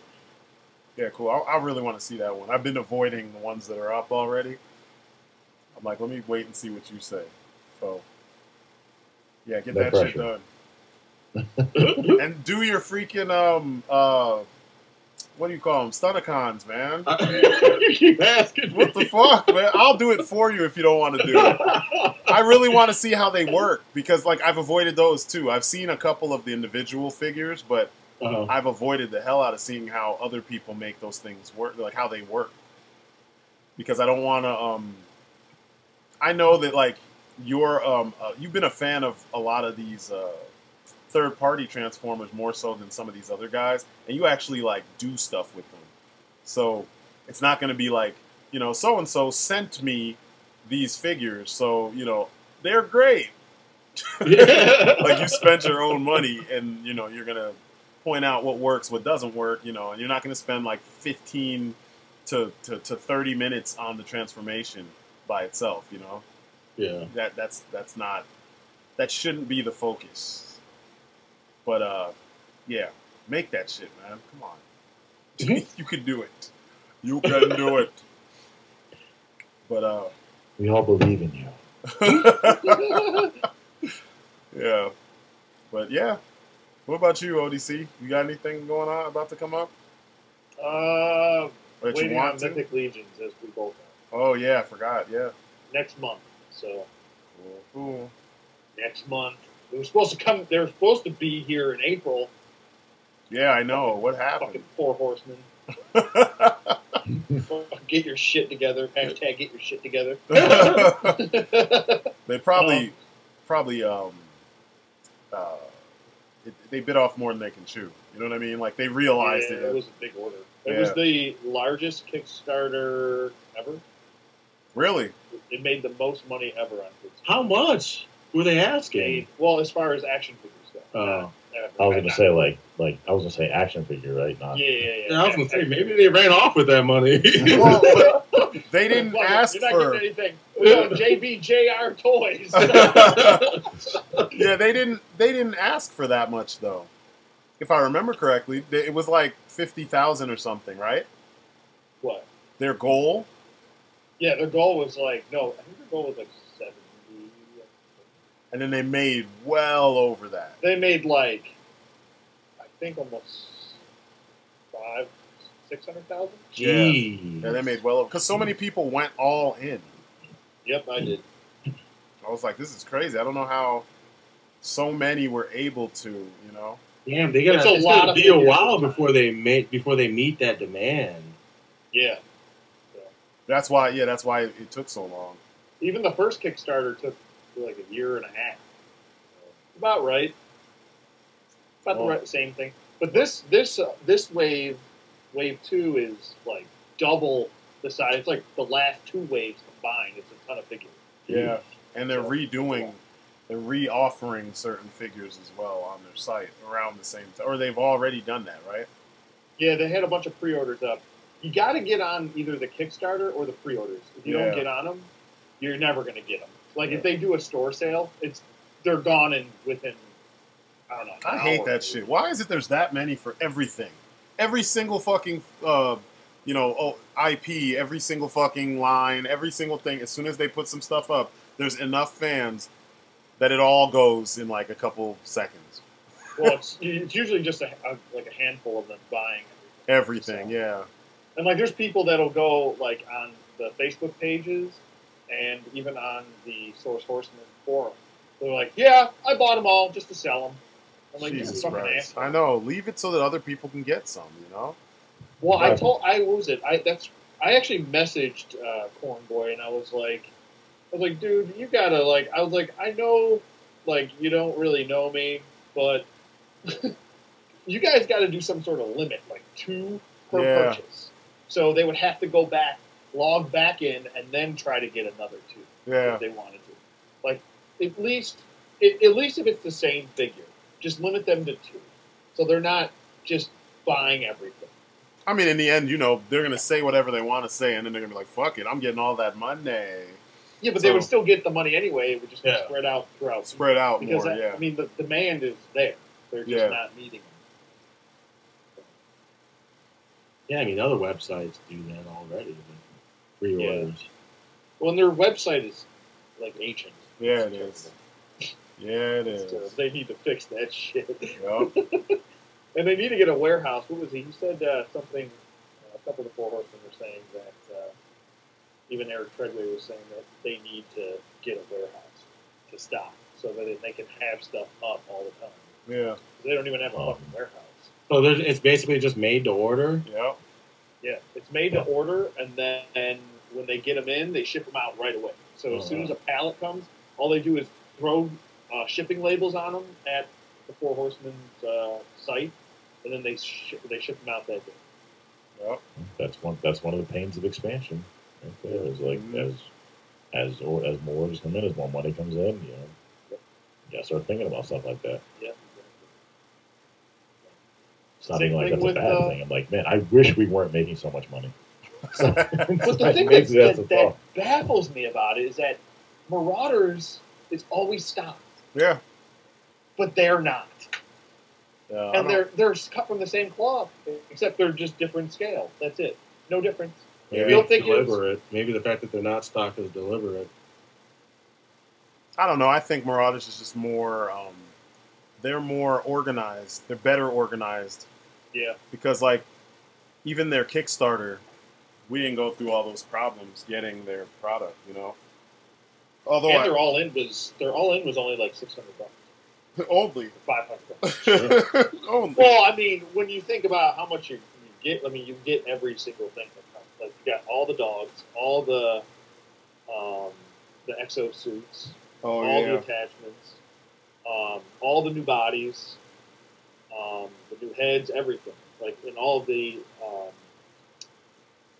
stretch goals too, which is extra shit. Like if you look at how much shit is on there, like it's a lot. It's a lot. I mean, it is a lot to spend $600 fucking dollars. That's not taking it lightly. But when it comes to like other Kickstarters that I've seen all in, that are over $1,000. All in, they're like $2,000. I'm like, holy shit! Yeah. What was it? One guy for Mythic Legions did spend $10,000, so he could get his own Mythic Legion. So he could get his own personal Mythic Legion? Yep. Yeah. His own head sculpt. That's it. The body is still something else. But yeah, it's bullshit. It shouldn't have been. It would have been funny to see a Mythic Legion with like a beer gut or something. Yeah, I know, $10,000 for just so they sculpt his head in a 3D program? Which doesn't make sense. Man, you could spend. Take your ass to fucking that'smyface.com. Exactly. And he could have done it for like a little, like 100, a little over 100, or like $80, something like that. Yep. Yeah. Look at this. That'smyface.com. How you doing? And his head's supposed to look small because they got a little peanut head. So. No, it looks the right scale. It works. Nice. Yeah, that looks cool. Well, guys, I guess that's it for me. All right. You've been great. Alrighty. So we'll sign off here. So see you guys on the next vlog. Peace, guys. Later.